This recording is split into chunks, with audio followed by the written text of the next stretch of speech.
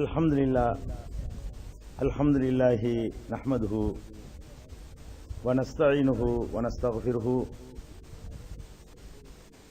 வ நஊது பில்லாஹி மின் ஷுரூரி அன்ஃபுஸினா வ மின் ஸய்யிஆத்தி அமாலினா மன் யஹ்திஹில்லாஹு ஃபலா முضில்ல லஹு வ மன் யுضلில்ஹு ஃபலா ஹாதிய லஹு வ அஷ்ஹது அன் லா இலாஹ இல்லல்லாஹு வஹ்தஹு லா ஷரீக லஹு வ அஷ்ஹது அன்ன முஹம்மதன் அப்துஹு வ ரசூலுஹு அம்மா பஅத். கண்ணியத்திற்குரிய எல்லாம் வல்ல அல்லாஹ் ஜல்ல ஷானஹு தஆலாவின் நல்லடியார்களே, அல்லாஹுடைய பேரருளால் அவனுடைய மார்க்கத்தை அதன் தூய்மையான வடிவத்திலே அறிந்து கொள்ள வேண்டும் என்பதற்காக நாமெல்லாம் இங்கே ஒரு மாநாட்டை போல பெரும் திரளாக குழுமியிருக்கிறோம். இந்த நிகழ்ச்சியிலே நபிகள் நாயகம் ஸல்லல்லாஹு அலைஹி வஸல்லம் அவர்களுடைய இறுதி எச்சரிக்கை என்ற தலைப்பை எனக்கு நீங்கள் தந்திருக்கிறீர்கள். இந்த தலைப்புடைய நோக்கம் என்னவென்று சொன்னால், நபிகள் நாயகம் ஸல்லல்லாஹு அலைஹி வஸல்லம் அவர்கள் உலக முஸ்லிம்கள், உலக மாந்தர்கள் எந்த வழியில் நடை போட்டால் அவர்கள் மறுமையிலே வெற்றி பெற முடியும் என்பதை எவ்வித குறைவும் வைக்காமல் முழுமையாக நமக்கு வழங்கி சென்று விட்டார்கள். அந்த நபிகள் நாயகம் ஸல்லல்லாஹு அலைஹி வஸல்லம் அவர்கள் மிக முக்கியமான சில செய்திகளை எனக்கு பிறகு நீங்கள் கவனமாக இருக்க வேண்டியவை என்று குறிப்பிட்டார்கள்.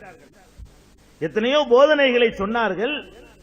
அந்த போதனைகளிலே சில முக்கியமான அறிவுரைகளை குறிப்பிட்டு, என்னுடைய காலத்திற்கு பிறகு இந்த விஷயங்களிலெல்லாம் நீங்கள் தடம் புரண்டு விடுவீர்கள், இந்த விஷயங்களிலெல்லாம் நீங்கள் தவறான பாதைக்கு சென்று விடுவீர்கள், இதிலெல்லாம் கவனமாக இல்லை என்று சொன்னால் உங்களுடைய மறுமை வாழ்க்கை பாழாகிவிடும் என்று முக்கியமான சில செய்திகளை மாத்திரம் எனக்கு பின்னால் கவனமாக இருக்க வேண்டியவை என்று குறிப்பிட்டார்கள்.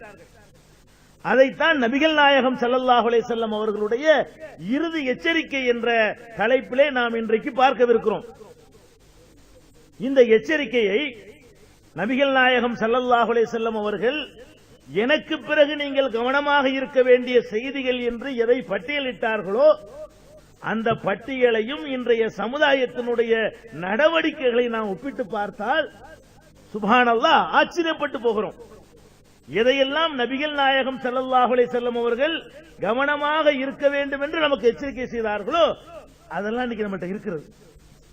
மற்றதெல்லாம் எதுல கவனமா இருக்க தேவையில்லைன்னு சொன்னார்களோ அதுல எல்லாம் சரியாக இருக்கிறோம், ஒழுங்காக இருக்கிறோம்.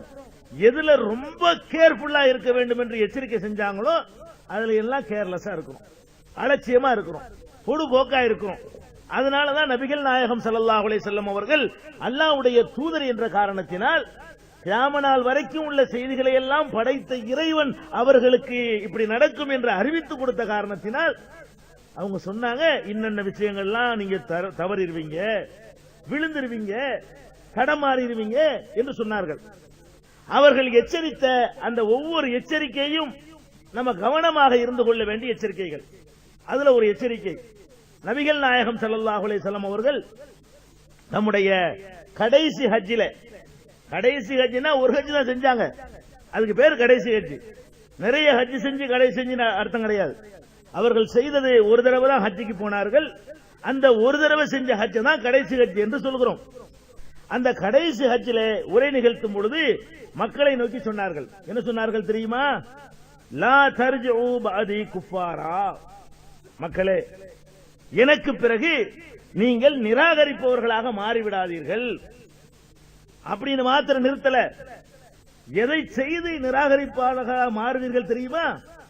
யல்ரிபு பஅலுக்கும் ரிகாப பஅலின், உங்களிலே ஒருவர் மற்றவருடைய தலையை வெட்டி கொய்து நீங்கள் இறை மறுப்பாளர்களாக மாறிவிடாதீர்கள் என்று சொன்னார்கள். என்னுடைய மார்க்கத்தை நீங்கள் ஏற்றிருக்கிறீர்கள், ஏகத்துவ கொள்கையை ஏற்றிருக்கிறீர்கள், என்னுடைய வழிகாட்டுதலை ஏற்றிருக்கிறீர்கள்.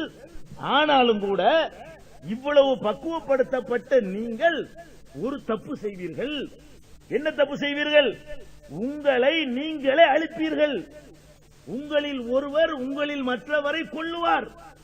இப்படிப்பட்ட காரியங்களை செய்து நரகின் விறகுகளாக இஸ்லாத்தை விட்டு வெளியேறியவர்களாக நீங்கள் மாறிவிடாதீர்கள் என்பதை எச்சரிக்கிறேன். எனக்கு பிறகு இதை செஞ்சிடக்கூடாது. நாங்கள் என்ன செய்யக்கூடாது? எந்த கட்டத்திலையும் உங்களுக்கு எதிராக நீங்கள் ஆயுதத்தை தூக்கி விடாதீர்கள். இந்த சொல்லி 10 வருஷமாகவில்லை, தூக்கிவிட்டார்கள். நபிகள் நாயகம் ஸல்லல்லாஹு அலைஹி வஸல்லம் அவர்கள் இந்த எச்சரிக்கையை சொல்லி 20 வருடமாகவில்லை, ஆயுதத்தை தூக்கிவிட்டார்கள்.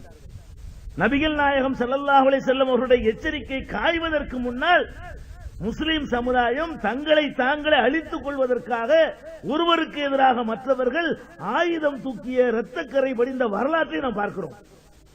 நபிகள் நாயகம் ஸல்லல்லாஹு அலைஹி வஸல்லம் அவர்களுக்கு பிறகு அபூபக்கர் சித்திக் அவர்களும், அவர்களுக்கு பிறகு உமரே ஃபாரூக் அவர்களும் ரலியல்லாஹு அன்ஹுமா ஆட்சிக்கு வந்தார்கள். ஒரு பிரச்சனையும் இருக்கவில்லை, ஒழுங்கான ஆட்சி நடத்தினார்கள். அவர்கள் அபூபக்கர் அவர்கள் இயற்கையாக மரணமடைந்தார்கள். உமர் ரலியல்லாஹு அன்ஹு அவர்கள் எதிரிகளால் கொல்லப்பட்டு மரணமடைந்து விட்டார்கள். அப்புறம் என்ன? உஸ்மான் ரலியல்லாஹு அன்ஹு அவர்கள் ஆட்சிக்கு வந்த பிறகு உஸ்மான் ரலியல்லாஹு அன்ஹு அவர்களை கொல்வதற்காக முஸ்லிம்களிலே ஒரு சாரார் அவர்கள் இடம்பெற்றார்கள். அவங்க யாருங்கிறீங்க? நம்மள மாதிரி முஸ்லிமா? நபிகள் நாயகம் ஸல்லல்லாஹு அலைஹி வஸல்லம் அவர்கள்ட்ட பாடம் கற்ற முஸ்லிம். கைருல் குரூன் கரணி, சமுதாயத்திலேயே தலைமுறையிலேயே சிறந்தது என் தலைமுறை. சும்மல்லதீன யலூனஹும், அதற்கடுத்து சிறந்தவர்கள் அடுத்து வருகிற தலைமுறை என்று சொன்னார்களே, அந்த தலைமுறைக்காரர்கள்.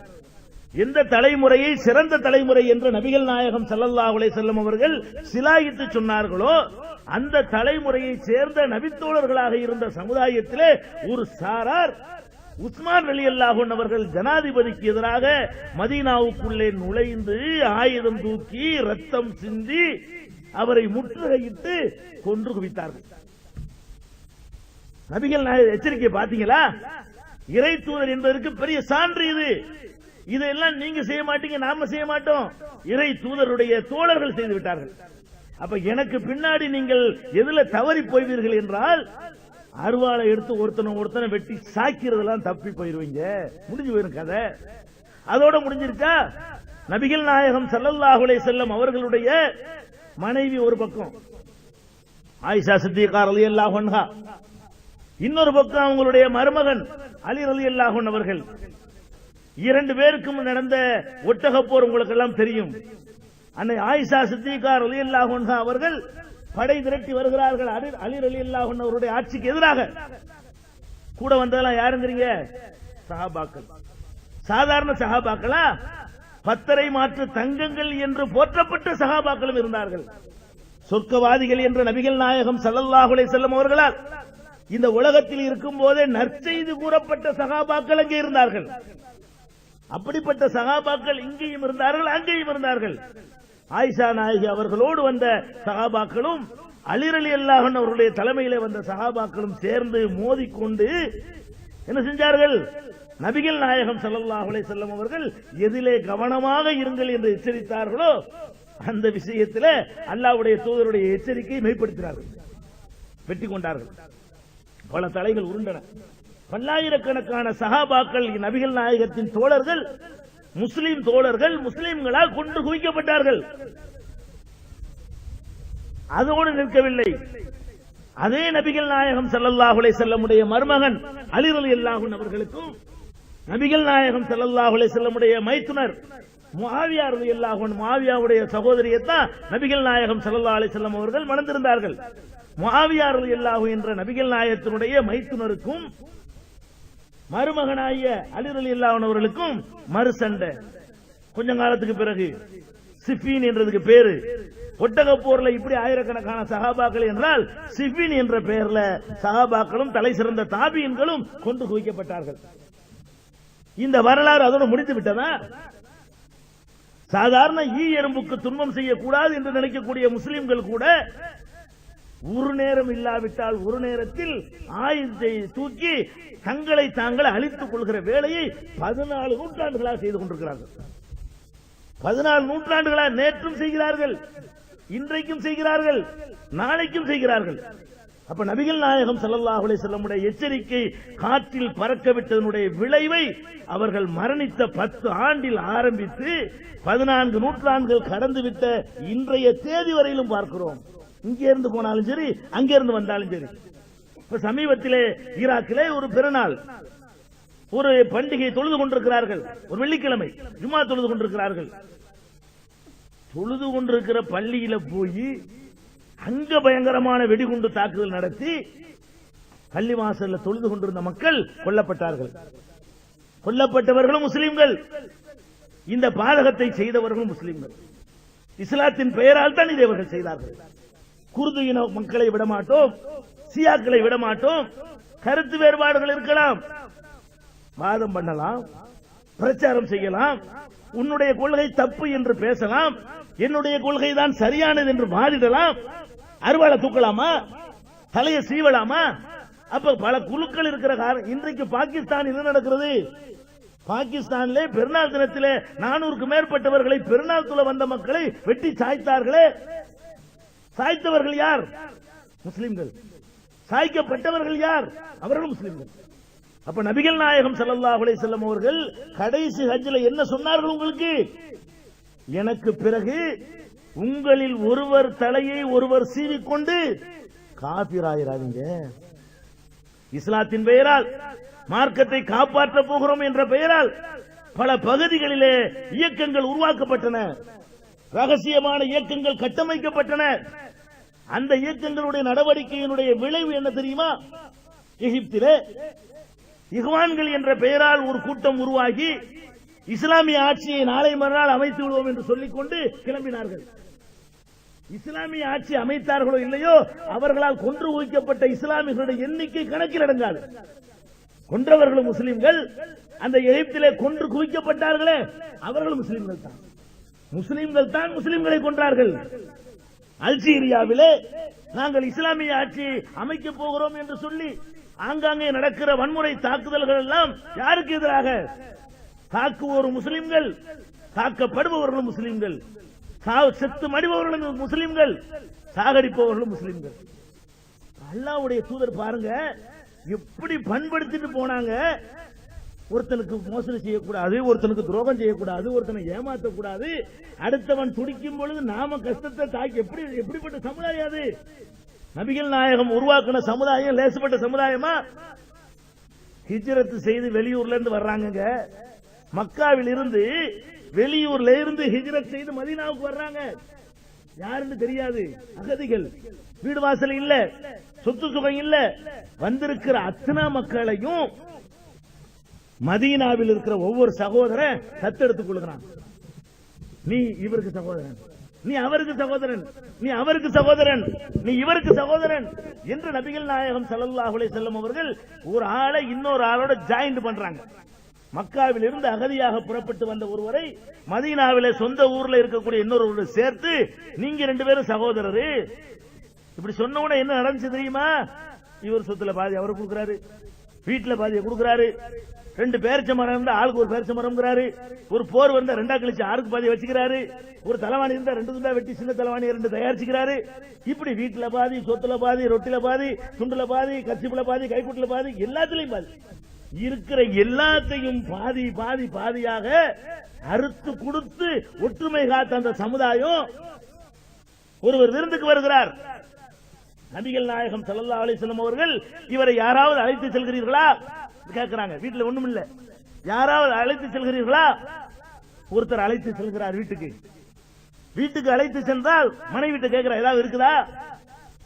ஒண்ணும் இல்ல. இவர் பாட்டுக்கு தைரியமா கூட்டிட்டு போயிட்டாரு. மனைவி இடத்துல வீட்டுல போய் கேட்கிறாரு, ஏதாவது இருக்க, சாப்பிட இருக்குதா? ஒரு ஆளை கூட்டு வந்திருக்கிறேன். குழந்தைக்கு உள்ள அளவுக்கு கொஞ்சம் உணவு இருக்குது, உங்களுக்கு எனக்குமே கிடையாது, நம்ம 2 பேரும் பட்டினி தான் இன்னைக்கு. நீங்க ஒரு ஆளை கூட்டிட்டு வந்திருக்கிறீங்களே. அவர் சொல்றார், அல்லாஹ்வுடைய தூதர்ட்ட வாக்களிச்சு நான் கூட்டி வந்து விட்டேன், அவரை நம்ம பசியாற்ற வேண்டும். அதனால குழந்தையை ஏதாவது விளையாட்டு காட்டி தூங்க வை. தூங்க வைத்த பிறகு குழந்தையுடைய உணவை இவருக்கு கொடுப்போம். அப்ப கூட ஒரு தந்திரம் பண்றாரு. விருந்தாளியை மட்டும் சாப்பிட சொல்லிட்டு பார்த்துட்டு இருக்க முடியுமா? நீங்களும் சாப்பிடுங்க அவர் கேட்பார். விருந்தாளி வந்து சாப்பிட கொடுக்கும் பொழுது நீங்க சாப்பிடுங்க உட்கார்ந்து இருந்தா இல்ல நீங்களும் சாப்பிடுங்க அப்படி சொல்லுவாரு. அதுக்கு ஒரு ஐடியா பண்றாரு. அப்ப ஒண்ணு செய்யறேன், நீ வந்து சாப்பாடா கொண்டாந்து வைக்கிற மாதிரி வை, கொஞ்சம் தானே இருக்குது, வந்து விளக்க ஊதி விட்டு போயிரு. தீப்பெட்டில அந்த காலத்துல கிடையாது. விளக்க கொளுத்துனா தீயில இருந்து தீ தான் கடை வாங்கணும். ஒரு விளக்குல இருந்து ஒரு விளக்கு ஒரு பக்கத்து வீட்டுல வாங்கிட்டு வருவாங்க. எங்க ஊர்ல நாங்கெல்லாம் சின்ன பிள்ளையா இருக்கும்போது அப்படிலாம் வாங்கி இருக்கிறோம். தீப்பெட்டிகள்லாம் வீடுகள்ல இருக்காது. அந்த மாதிரியான ஒரு அமைப்புல விளக்கு அணைச்சிட்டு சொன்னா உடனே தீப்பெட்டி எடுத்துட்டு கேட்க முடியாது. இருட்டுதான். இருட்டுல வந்து நான் சாப்பிடுற மாதிரி நடிக்கிறேன். அவர் வயிறார சாப்பிட்டுட்டோம். நான் விருந்தட்டை வச்சுக்கிட்டு நானும் ரொம்ப சூப்பரா இருக்க ருசியா இருக்குன்னு சொல்லிக்கிறேன். அவர் நல்லா சாப்பிடுவார். எப்படிப்பட்ட ஒரு தியாகம் பாத்தீங்களா? இவங்க தான் அரவணைப்பிக்கிறாங்க. யாரு? அட சொத்துல பாதி சொகத்துல பாதி வீட்டுல பாதி சொத்துல பாதின்னு கொடுத்த ஆளுக்கு தாம் பட்னியா கடந்து பிள்ளைகளை பட்னியா போட்டு தன்னுடைய குழந்தையுடைய உணவை அடுத்தவருக்கு கொடுத்து அல்லாஹ் குர்ஆன்ல சொல்றான், இவர்களை பாராட்டி யூசிரூன அலா அன்ஃபுஸிஹிம் வலவ் கான பிஹிம் ஹஸாஸா, தங்களுக்கு வறுமை இருந்தால் கூட மற்றவர்களுடைய வறுமைக்கு முன்னுரிமை தருகிறார்கள் அப்படின்னு சொல்லி அவர்கள் அல்லாஹ் என்ன செய்யறான்? பாராட்டுறான். இப்படி நடந்து கொண்ட செய்தியை ரசூலுல்லாஹ் கூப்பிட்டு உன்னை பாராட்டி அல்லாஹ்வை குர்ஆன்ல சொல்லிட்டாங்க. ரசூலுல்லாஹ் சொல்றாங்க. இவர் செஞ்சது யாருக்கும் தெரியாது. மறுநாள் நபி ஸல்லல்லாஹு அலைஹி வஸல்லம் போறாரு. ஓய் உனக்கு தெரியுமா செய்தி? உன்னைய பாராட்டி நீனும் மனைவியும் செய்த அந்த தியாகத்தை அந்த உபசரிப்பை பாராட்டி அல்லாஹ்வே வசனத்தை அருளிவிட்டான். யூசிரூன அலா அன்ஃபுஸிஹிம் வலவ் கான பிஹிம் ஹஸாஸா, தங்களுக்கு வறுமை இருந்தாலும் அதை விட மற்றவர்களுடைய வறுமைக்கு முன்னுரிமை தருகிறார்கள் என்று பாராட்டி சொல்கிற அந்த வசனத்தை சொல்லி காட்டுகிறார்கள்.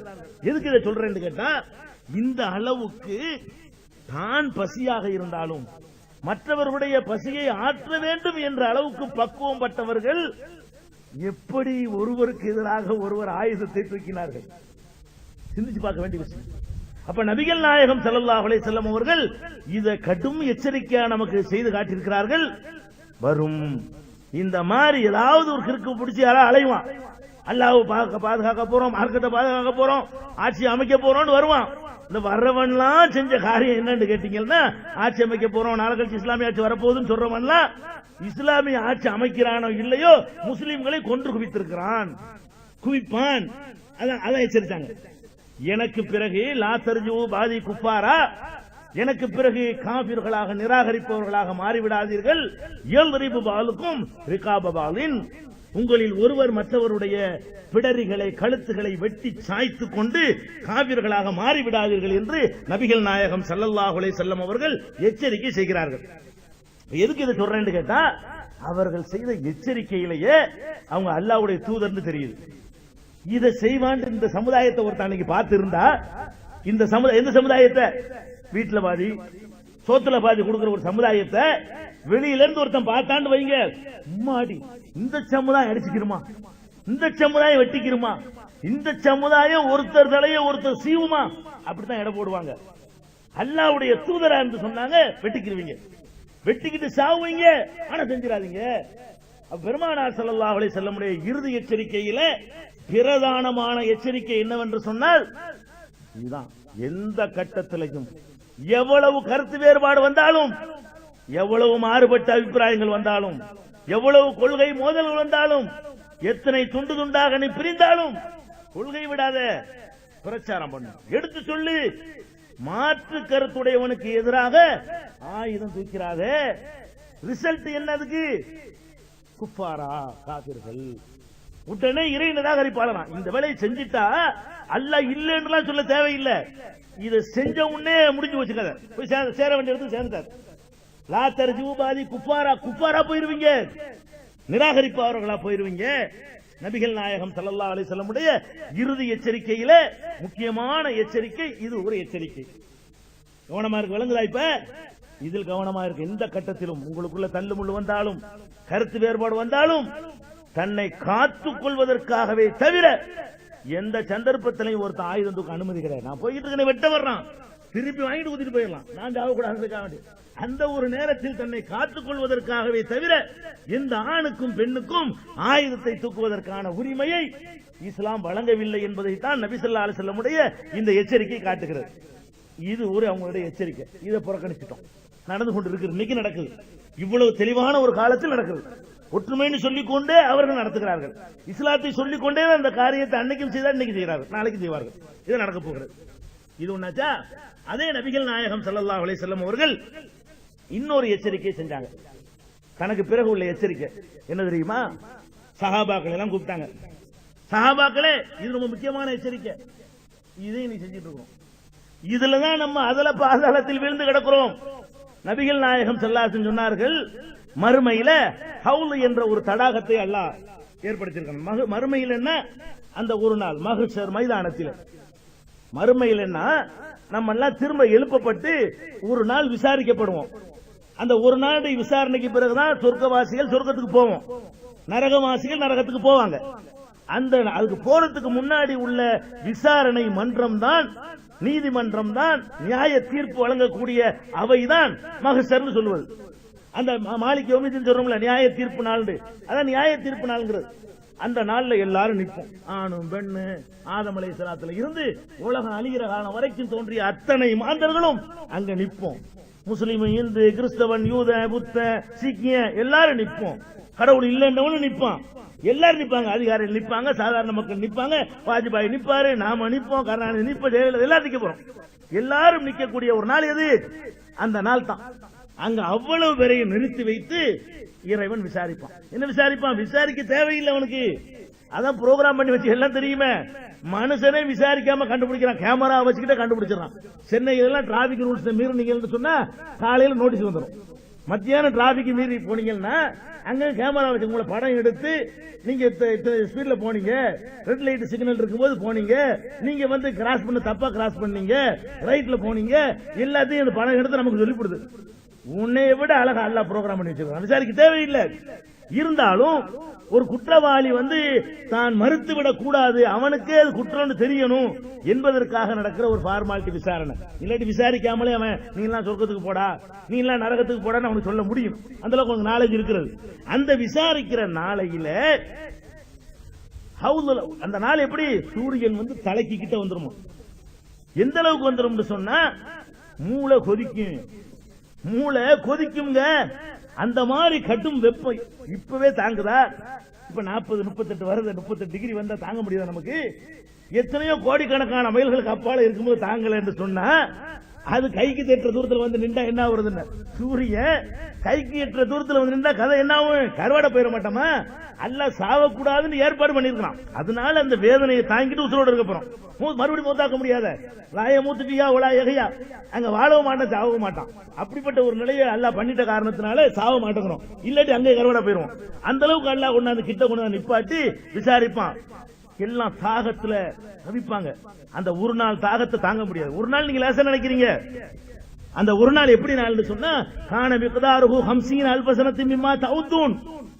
நீங்கள் பண்ணுகிற கணக்கு பிரகாரம் பார்த்தா அது 50,000 வருஷத்துக்கு நிகரானது. 50,000 நாளுக்கு இல்ல, 50,000 ஆண்டுக்கு நிகரானது. 50,000 இன்டு 365க்கு நிகரானது.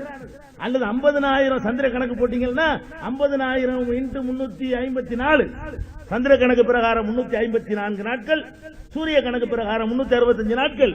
ஆக 50,000 354 பிரிக்க அவ்வளவு நாட்களுக்கு சமமான ஒரு நாள். ஒரு நாள் தான் அது.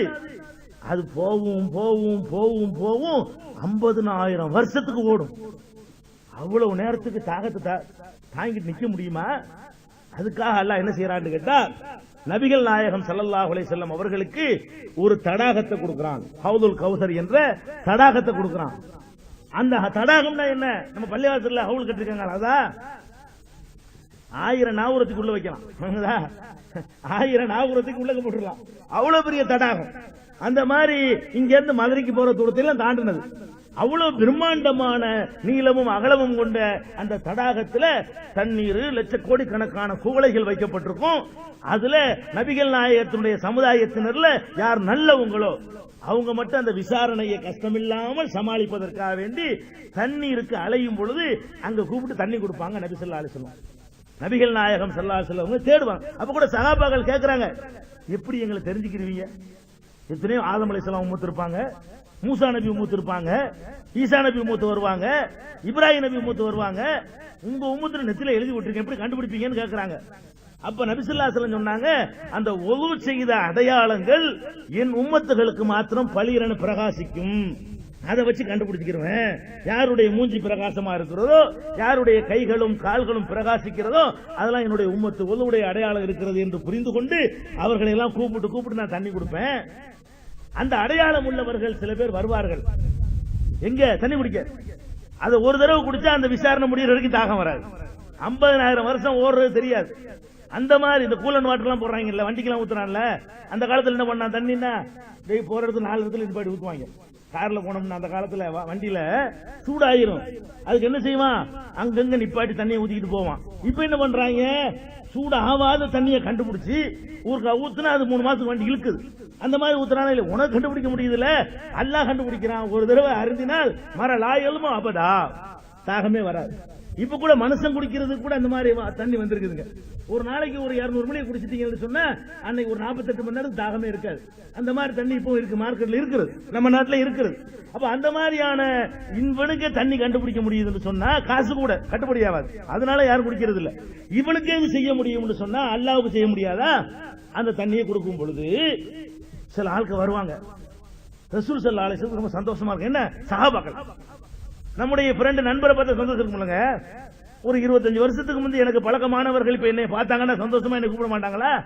அவங்கள பார்த்தா நான் சந்தோஷமா நாங்க சோமாரிகள் கேட்க மாட்டோமா? அப்ப நபிகள் நாயகம் ஸல்லல்லாஹு அலைஹி வஸல்லம் சொல்றாங்க, அந்த நேரத்தில் என்னுடைய சஹாபாக்கள் வருவார்கள். எதுக்கு வருவாங்க? அந்த ஹவுதுல் கௌசர் தண்ணீரை என்னிடத்திலிருந்து வாங்கி என் அனுமதியை பெற்று அருந்துவதற்காக வருவார்கள். வந்தா நானும் சந்தோஷமா நம்ம ஃப்ரெண்ட்ஸ் எல்லாம் வர்றாங்கன்னு கூப்பிடுவேன். வர்ற வழியில் அங்கங்க அல்லாஹ் வந்து காவலுக்கு செக் போஸ்ட் போட்டிருப்பான், மலக்குகள் நிப்பாங்க. வானவர்கள் அங்க நின்று இருப்பாங்க, நிப்பாடிடுவாங்க. சஹாபாக்கள் போயிட்டு இருப்பாங்க, ரசூல் ஸல்லல்லாஹு அலைஹி வஸல்லம் கூப்பிடுவாங்க. வழியில மலக்குகள் நின்று கொண்டு நில், உனக்கு அனுமதி இல்ல. அங்கிருந்து ரசூலுல்லாஹ் பார்த்துருவாங்க. அஸ்ஹாபி அஸ்ஹாபி, என்னுடைய தோழர்கள், விடுங்கள் அவர்களை. அங்க சிபாரிசு பண்ணுவாங்க, இவங்கெல்லாம் என்னுடைய தோழர்கள், என்னோட இருந்தவர்கள், எனக்கு பக்கபலமா இருந்தவர்கள், அவர்களை விடுங்கள் என்று ரசூல் ஸல்லல்லாஹு அலைஹி வஸல்லம் தடுக்கப்படுகிற சஹாபாக்களை என்கிட்ட விடுங்கன்னு வந்து கேட்பாங்க. அல்லாஹ் என்ன சொல்லுவான் தெரியுமா? யா முஹம்மத், அங்கிருந்து சத்தம் வரும், முஹம்மதே லா தத்ரி மா அஹதஸு பாதக், உனக்கு பிறகு இவர்கள் என்னவெல்லாம் புதிதாக உண்டாக்கி இந்த மார்க்கத்திலே நுழைத்தார்கள் என்பது உனக்கு தெரியாது, எனக்கு தெரியும். நீ உலகத்தில் வாழும் பொழுது அவங்க நம்முடைய தோழர்களா இருந்திருக்கலாம். உனக்கு பிறகு அவர்கள் என்னவெல்லாம் புதிதாக உண்டாக்கினார்கள் என்பதை உனக்கு தெரியாது, எனக்கு தெரியும். நில்லு, நிறுத்தவங்கள விட்டாத இழுத்துட்டு போவங்கள, வந்த வழி இழுத்துட்டு போ, அவளுக்கு நெருங்க கூடாது. இன்னொரு அறிவிப்புல, இதுவும் புகார்ல வரக்கூடிய ஏராளம் 30க்கு மேற்பட்ட இடத்துல இந்த ஹதீஸ் இடம்பெற்றிருக்கு புகார்ல. இன்னொரு ரிவாயத்தில் வருகிறது, லா யஸாலூன முர்த்ததீன அலா ஆகாபிஹிம் முன்து ஃபாரக்தஹும், முஹம்மதே அவர்களை நீ பிரிந்தது முதல், அவர்களை என்னைக்கு பிரிந்து மௌத்தாய் வந்தியோ அன்னையிலிருந்து இன்னைக்கு வரைக்கும் முர்த்ததீன அலா ஆகாபிஹிம், வந்த வழியே திரும்பி சென்று கொண்டே இருந்தார்கள். எங்க இருந்து வந்தாங்க?